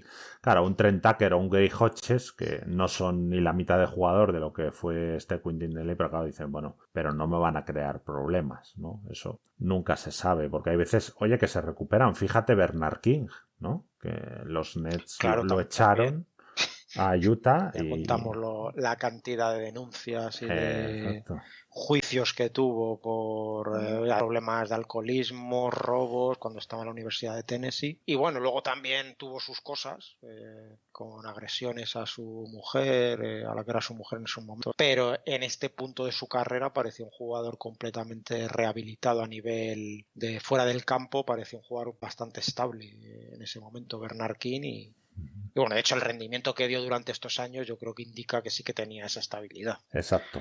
Así que pues este ha sido nuestro repasito, ¿no? A los 10 primeros puestos y bueno, un draft que, lo dicho, con los jugadores que se presentaron que no eran semanal, un draft bastante interesante, ¿eh? De los 80 puede ser un top 3, ¿eh? de los que hubo en la década, ¿eh? Top 3, top 4 sí. De todos los que hubo en volumen, cantidad, calidad. Claro, este es el típico al que le falta, pues eso, Michael Jordan, ¿no? O Olajuwon, eso, ¿no? Para decir. Ya haremos que tú además una cosa que la vas preparando casi, lo del tema de hacer el programa especial de la década cuando acabemos la década, dentro de X años. Y oye, Dominique igual es un top 10 de la década, ¿eh? Sí. O lo es. Que sí. Que dices que le falta una superestrella, pero oye, la carrera de Worthy, cuidadito, y la de Dominique, cuidadito también. Claro, no, sí, yo lo que digo es que para ser, lo que tú dices, el mejor draft de la década, pues le falta eso, ¿no? El tío porque... No, pero quitando el del 84, hablando ahora de memoria un poco, tienes el del año anterior porque está Isia, pero tampoco es que este draft, claro, tiene un carrerón también. Sí, hombre, y luego, lo que pasa que 7 luego... All-Stars, que lo has dicho tú antes. Sí. Luego está por ahí, claro, el draft del 84 es muy bueno, pero bueno, lo quitas, pero claro, el del 85 tiene por ahí a Patrick Ewing, Karl Malone, Joe Dumars, Xavier McDaniel, Chris Mullin, Terry Porter... Yo estaba pensando, te he dicho lo del top 3, por eso, ¿no? Estaría ahí exacto. Para poder luchar por estar ahí como esto, y un draft que aparentemente no se esperaba mucho un mes antes del draft, y con el cambio de entrar tantos jugadores underclassmen que hemos dicho, pues pintaba ya muy bien y lo terminó confirmando.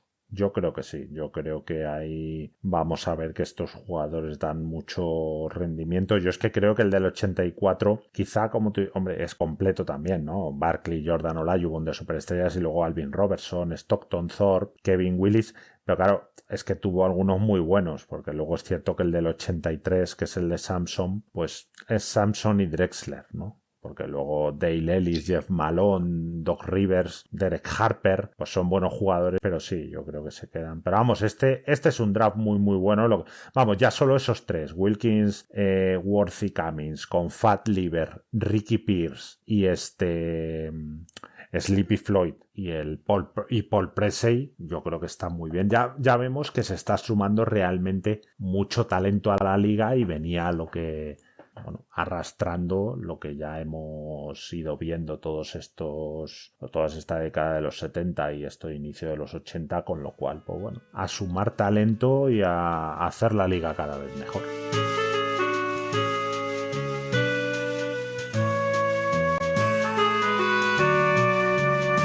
Pues un draft muy interesante. A nosotros nos encanta esto de revisar un poco qué se decía de los jugadores en ese momento, cómo podrían haber sido equipos, carreras, un poco esto lo del redraft a mí por lo menos, Manuel, me gustan mucho estos programas para poner un poco en perspectiva qué era lo que realmente se pensaba de los jugadores en el momento de ser elegido y todos esos what ifs, ¿no? que hemos hecho, que hemos visto en el programa. Eso es, y sobre todo lo que hemos dicho en este programa y diremos, que es que los equipos campeones pueden fichar lo que creas, pero acertar en el draft, no te hablo con 5 jugadores, con un par de jugadores clave, e insisto, Pistons, Isaiah Dumars Rodman, se me ocurre así, Bulls, Jordan Pippen, Horace Grant, Warriors recientemente, Klay Thompson, Curry, Draymond Green, ¿no? Sí. Draymond Green creo que también lo eligieron ellos, ¿verdad? En el draft, sí. Yo creo que también. Hombre, Celtics, ¿no? Larry Bird, Kevin McHale, luego es cierto, Lakers también, ¿no? Con Magic, Worthy, lo que pasa, claro, elegir un número 1 a priori es más sencillo, ¿no? Luego se reforzaron con Karim, pero vamos, que acertara. Hombre, 76ers con Moritz Chicks en segunda ronda. Pues hay veces que eliges bien en determinado. Andrew Toney, por eso, eliges bien. Sí, exacto, que fue un número 11, si no me equivoco, Andrew Toney. O sea. Claro, luego a Barclay supieron aprovechar el regalo. Exacto. O sea que al final yo creo que un gran equipo es difícil montarlo. Hombre, hoy en día con los traspasos de jugadores, pero en ese momento, sí, si no tenías una buena base a través del draft, seguramente algún equipo se nos estará escapando, pero yo creo que la manera de estar entre los mejores era teniendo primero una buena base de draft y luego, hombre, si podías pillar algún buen traspaso, pues mejor que mejor. Exacto, sí, porque, hombre, tienes que tener algo. Fíjate que hasta esos Boston, ¿no?, que consiguieron a Garnett y Ray Allen, pues tenían a Pierce. Esos Miami que consiguieron a LeBron tenían a Dwayne Wade. Es decir, al final necesitas alguna base. Es cierto, como tú dices, que ahora, año 2021, el tema de conseguir un jugador libre es más sencillo, ¿no? Porque hay agentes libres sin restricciones. Ya dijimos que en esta época, aunque eran agentes libres, como había derecho de tanteo, algo tenías que dar, ¿no? Pero bueno, lo del draft, la verdad, ya el anterior del 81 fue muy bueno, ha traído más talento y bueno, iremos viendo cómo evolucionan esos jugadores. Y bueno, en iVoox tenemos comentarios. Sí. Atocho dice: buenas, por fin os escribo vía iVoox. En Twitter soy @19joseba81. Bueno, es un amiguete nuestro. Joseba, sí, bueno, Joseba se escribe y se pronuncia Joseba, muy majete. Dice: ¿y por qué ahora, después de tanto tiempo? Nos escribe y dice: porque quería deciros más en privado, en petit comité, que sois unos artistas.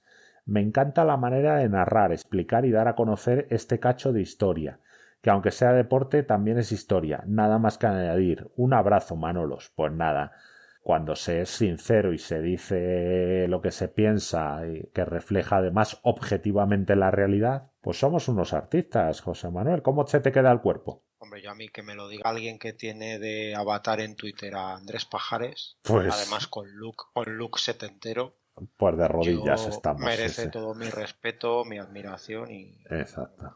Me voy al reclinatorio ante lo que diga Joseba, del que traduzco sus tweets en euskera, que eso es. Que yo tengo familia, como bien sabes. Claro. Familia muy cercana de aquellas tierras, pues no. Yo ahí le doy al traductor de Google y que sepa Joseba que yo me trato de enterar de lo que dice en Twitter, porque un hombre que se viste por los pies, yo quiero saber lo que dice. Hombre, tú y yo somos muy de paja. Un crack. Sí, un crack. Y tú y yo somos muy de Pajares y Esteso. Ya hemos dicho que tú y yo, antes de publicar el audio, contamos las palabras que dice cada uno y tienen que estar igualadas, porque si no nos ponemos celosotes. Hombre, y además se ve, nosotros aquí estamos por el dinero, si no, ya nos habríamos disuelto como pareja artística. Exactamente, por el interés te quiero, Andrés. Bueno, gracias, Andrés Pajares. Luego dice Eliezer, dice, he disfrutado muchísimo escuchando... Bueno, todos estos comentarios son del programa de la semana pasada, del primer programa de la 82-83. Dice, ha escrito, he disfrutado muchísimo escuchando esta presentación y contextualización de la 82-83. El tratamiento de televisión con datos impactantes en cuanto a los diferidos y horarios de teletienda ponen en valor lo conseguido años después por Stern.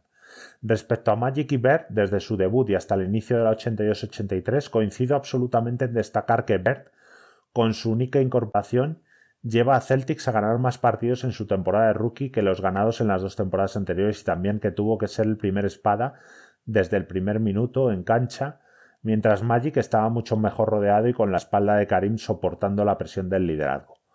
Comparto también para posicionarme a favor de Bert la mala cabeza de Magic con su o Westhead o yo y su lamentable primera ronda contra Rockets del 81. Creo que Bert era un genial compañero tanto en la victoria como en la derrota. Fascinante también comprobar que 2 leyendas de este calibre siguieran mejorando cuando ya habían alcanzado un nivel tan superlativo desde su debut. Gracias y felicidades, no se puede hacer mejor ni con permanente y bigotazo. Bueno, ese es nuestro look. La verdad que muchas gracias, Eliezer, el comentario. Y bueno, como dijimos, debatible, ¿no? El tema de los rendimientos. Hay que ir viendo, sobre todo, no es fácil comparar, como decimos siempre, José Manuel, no es fácil extrapolar, ¿no? A un jugador sin su contexto, ¿no? Nunca sabemos cómo Magic se hubiera adaptado a llegar a Celtics, ¿no? Y ser el líder absoluto. Pues a lo mejor bien, o quizá no se sabe, dada su juventud, pero bueno, la realidad es si que... le hubiera tocado ir a Chicago y al final, yo qué sé, porque por presiones familiares de tener dinero hubiera tenido que ir a Chicago, aunque él dice que no lo hubiera hecho, y se encuentran esos Bulls teniendo que ser él, y yo qué sé, igual desde el primer momento es un top 5 de la liga, porque dicen, verdaderamente despliega ese liderazgo desde el primer momento, pero bueno, lo que estuvimos diciendo, ¿no? Que también puede poner un poco en lo que tú dices, el contexto de dónde estaba cada jugador y para lo bueno y para lo malo era lo que había y eso en unas cosas favorecía y en otras cosas pues perjudicaba su desarrollo inicial, que en cualquier caso ya eran 2 jugadorazos. Bueno, yo espero que en algún momento, estoy leyendo aquí, digan de nosotros, fascinante también comprobar cómo 2 leyendas de ese calibre seguían mejorando cuando ya habían alcanzado un nivel tan superlativo desde su debut. Yo espero que bueno, eso sí, yo creo que alguien lo debe decir. Hombre, yo te lo digo todos los días, José Manuel, cada vez que hablo te lo digo que somos la leche, pero lo que pasa que claro, esto es como decir que nos digan que somos guapos nuestras madres, ¿no? Claro. Pero bueno, sí. Nuestras santas esposas que nos aguantan. Exactamente, sí. Dos mujeres para admirar. Bueno, Aitor Alonso, nuestro amigo Aitor, dice, es sorprendente que Dandridge no sea Hall of Famer, y es cierto lo que comentáis de que es un gran desconocido para el gran público en general. Como habéis comentado en los vídeos que se pueden ver, que pueden verse, se aprecia toda la clase que tenía un jugador un jugador que además era buen defensor. En otro orden de cosas, muy interesante la radiografía económica de la liga. Mostráis claramente en qué punto se encontraba la NBA en ese momento y con ello dais de contexto a los posteriores años que vendrán. Insistimos en esto, José Manuel, que es que la NBA estaba muy mal y que ahí no se hacía pasta. Claro, sí, que a veces claro. si no lo miras que esto parece que es la gallina de los huevos de oro desde el inicio.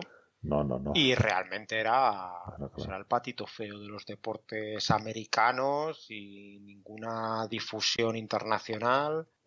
Realmente era un producto de dudosa viabilidad en esos momentos y es así. Era que había lo que hemos dicho, ya ahora no tengo el dato delante, pero como que solo 7 franquicias, ¿no? Habían tenido balance positivo. Sí, 7.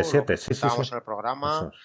Y si tienes 23 franquicias y solo 7 tienen balance positivo, yo si fuera el dueño del de mi producto y hago franquiciados Claro. y me dicen que solo 7 están ganando dinero, yo me pondría un poquito tenso Sí, sí, con el tema. exacto. Olvidamos una cosa muchas veces, que son empresas, ¿no? Es decir, Eso es. si no ganas pasta, pues claro, eso no es una ONG, ¿no? Ni un... O sea, no hacen filantropía. Entonces, claro, No, que no es un club deportivo, realmente eres una franquicia de la liga que tanto la liga como tú como propietario si lo vendes, pues lo que ha pasado se traspasa a otra ciudad, o sea que no correcto. hay un arraigo ahí Sí, sí, sí, relacionado como lo que podemos tener en Europa, allí tú eres una franquicia relativamente, es correcto. como si la marca X por una franquicia en un centro comercial no vende, Ujú. pues lo manda a otro centro comercial o desaparece ese franquiciado, Exacto. pues aquí es igual y el producto no, ni a nivel televisivo, ni a nivel de marketing, pues estaba en un momento como para pensar en lo que iba a pasar en lo que iba a empezar a pasar en 4 o 5 años a partir de aquí. Exactamente. Siguiente comentario, sujeto 117, otro amigo nuestro que comenta mucho. Dice una broma de mal gusto del Hall of Fame de Dandy. Pues totalmente de acuerdo, ya lo dijimos. Y luego, bueno, Oscar Villares, el gran Oscar Villares, dice efectivamente Hoosiers. Bueno, recuerda que comentamos, José Manuel, que la peli Hoosiers se ambientaba en un duelo contra el High School donde jugaba Oscar Robertson. Dice, trata la historia de Milan High School. En la película juegan la final contra una escuela segregada de estudiantes de raza negra que en teoría era el equipo en el que jugó Oscar Robertson. En la realidad, Milan High School se enfrentó a Crispus Attucks en las finales sectoriales, no en la gran final estatal. Pues bueno, buen dato, ¿no? De Oscar para poner en contexto este peliculón que es Sí. Hoosiers, que hay que verla en versión original, porque realmente la traducción del baloncesto, claro, como no son términos literales, ¿no? Y son complicados, ¿no? Porque el tema de tapones, ¿no? Son blocks y los bloqueos son pantallas, aunque bueno, en Sudamérica, que nos escucha también gente, sí que está más americanizado, ¿no? El lenguaje, pero hay veces que choca mucho, ¿no? Cosas que dices, joder. Sí, los tiempos muertos te sacan de la película a Sí, veces. sí, O sea, a sí, mí me encanta, ¿eh? Es una película que he visto 1000 veces, pero claro. cuesta verla Sí, en sí, versión doblada y es una pena. exactamente. Pero bueno, y Bueno, bueno, de decir que Oscar también nos dijo el fallo que tuve yo al decir. Lo que ah, pasa es que, como es un caballero español, sí, pues sí, sí, nos lo dice por privado, eso es.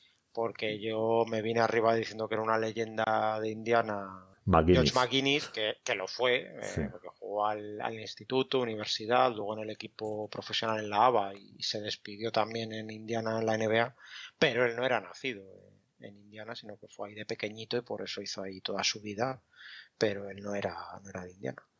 Sí, bueno, es exacto. Nos lo comentó en un WhatsApp privado y ya le dije que, bueno, nos hemos cargado al servicio de documentación. O sea, Oscar, nos cargamos cuando hicimos el especial con él a los del montaje, creo que fue, ¿no?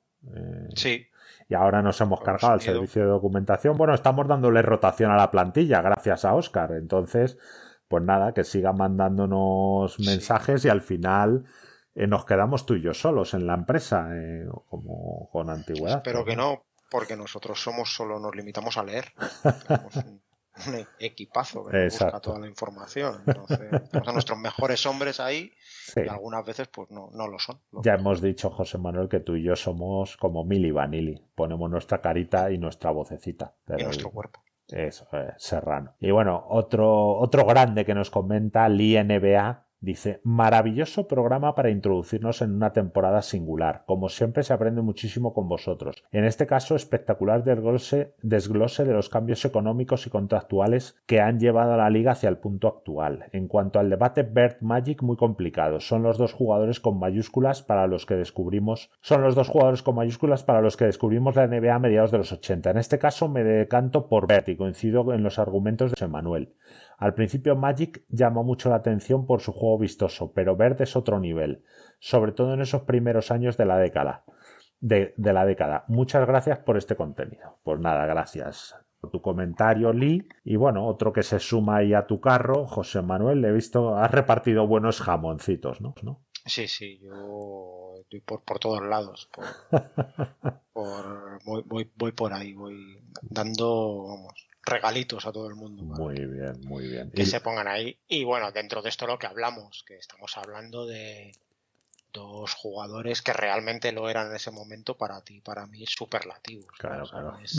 a uno le damos el 9,9 y al otro el 9,8. Entonces, bueno, pues está uno arriba, uno abajo, pero que no, que lo que dijimos, que era argumentos que da perfectamente válido decir que uno poníamos por delante a uno o a otro en estos 3 años iniciales en la liga. Era perfectamente defendible cualquier posición, y lo bueno aquí es que sin tenerlo no era una opción preparada, sino que realmente cada uno como pensábamos distinto, Eso pues nada, ahí lo pusimos y ya está, pues perfecto, que a la gente le haya gustado y cada uno que esté de acuerdo con uno o con otro. Exacto. Insistir que lo de Magic y Bird es una anomalía, es decir, quizá Magic más llegando a un equipo bueno lo hace excelso, y Bird ya hemos dicho, un equipo lamentable, pues entre él, que fichan a Bill Fitch, que Archibald se recupera un poco, pero vamos, que la pieza, bueno, porque Paris todavía no estaba esa primera temporada, él le da la vuelta a la franquicia, y es que son rookies, y eso, insistimos, 3 anillos y en los 3 estaban ellos, eso no se lo esperaba, vamos, absolutamente nadie, y lo dijimos, que tú comentaste en las 79-80 las expectativas era Boston a ver si se metía en playoffs y Lakers a ver si llegaba a semifinales otra vez. O sea, que no nos vendan la moto de que no, llegaban y ya sabían. No. Llegaron y se pusieron a ganar. Bueno, y de hecho lo veremos. Es que la década es suya. O sea, no... La década de los 80 es de Magic y de Bird. Y se acabó. Y son los dos mejores jugadores, yo diría, con bastante diferencia respecto de los segundos. Sobre todo porque aguantan toda la década y porque están a un nivel... Es que ya lo veremos. Es que llegan a un nivel de juego, José Manuel, que es de lo mejorcito de la historia. O sea, lástima que por distintas circunstancias pues ninguno de los dos tenga una carrera de 15 o 16 años, ¿no? Y ni siquiera de 13 o 14. Pero bueno, comentaremos. Y bueno, Pablo CG dice, programón como siempre, a la altura de la temporada que empezáis a contar, sois muy grandes. Pues sí, es que somos así, Pablo. Muchas gracias por el comentario. Y bueno, de momento esto es todo en iVoox, José Manuel. Bueno, decir a nivel de iVoox, que lo hemos comentado esta semana ya, bueno, enlazando con Twitter, que hemos tenido nuestro primer programita con más de 1000 escuchas, Manuel. Sí, hay que...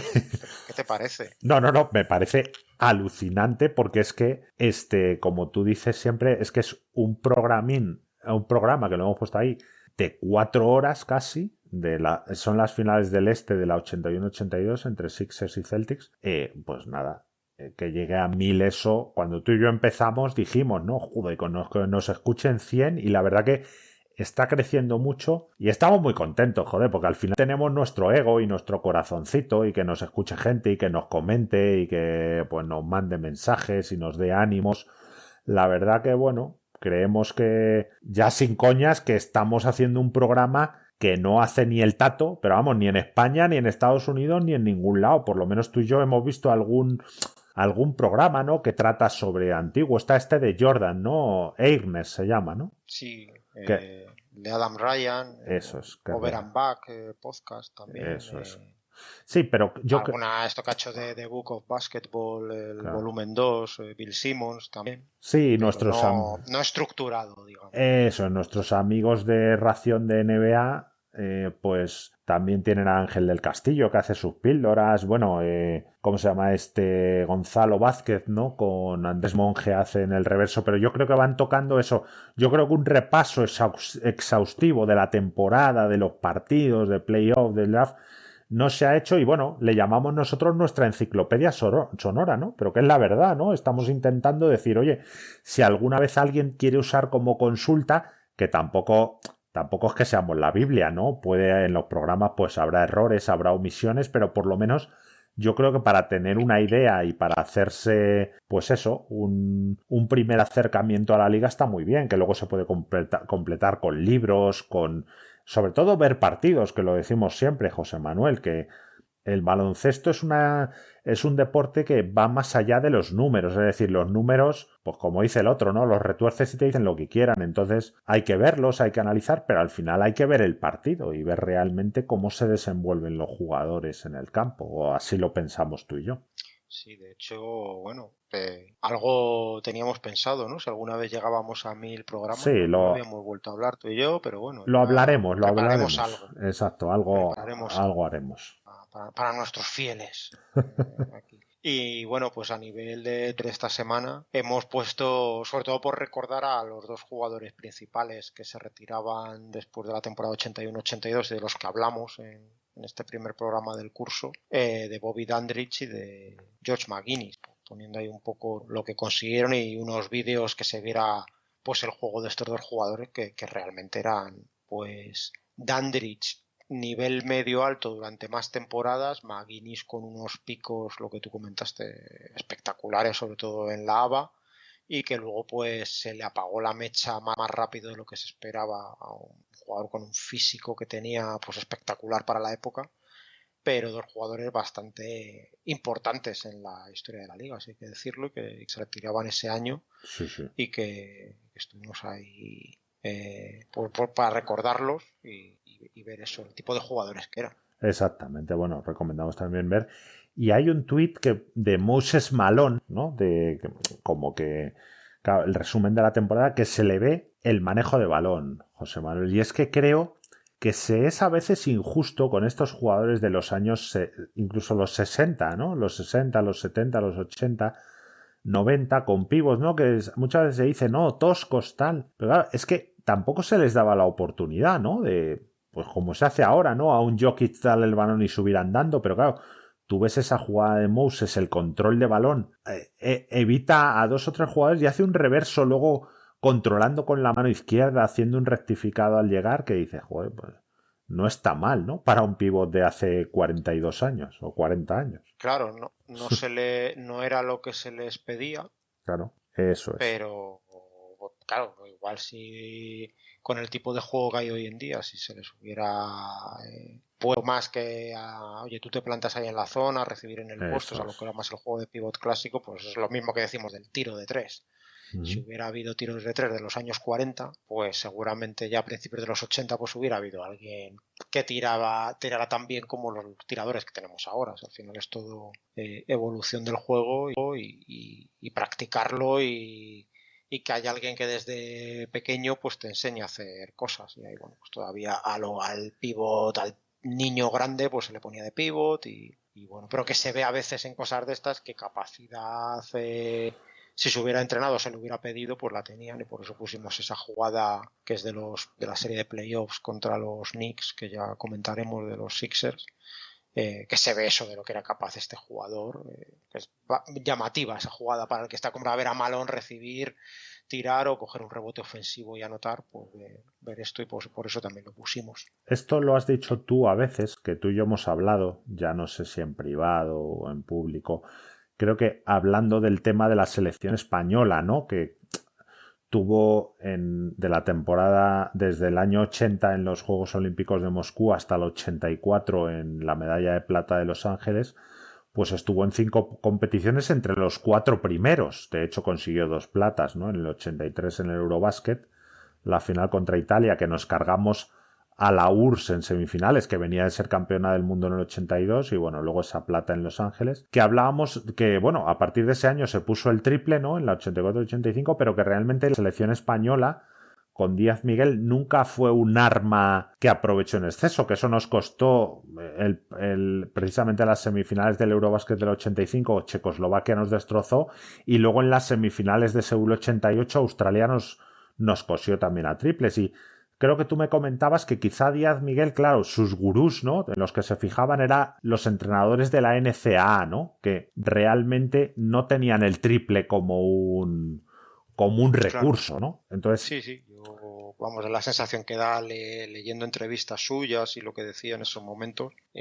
Claro, visto ahora en perspectiva, tienes a Epi, tienes a Sibilio y te cuesta pensar que no les des carta blanca, ¿no? Como le daban a Oscar en la selección brasileña pues, o Andrew Gaze en esa selección australiana, ¿no? En esos momentos, pues está bien que no digas, oye, tírate, o, bueno, los que puedas. Si son 10, pues serán 10, pero que no hay ningún problema en lanzar de 3 y bueno, pero era por eso, era otra época, otro momento, y lo estamos viendo en la NBA, lo que estamos viendo, que equipos que promedian un triple por partido o menos.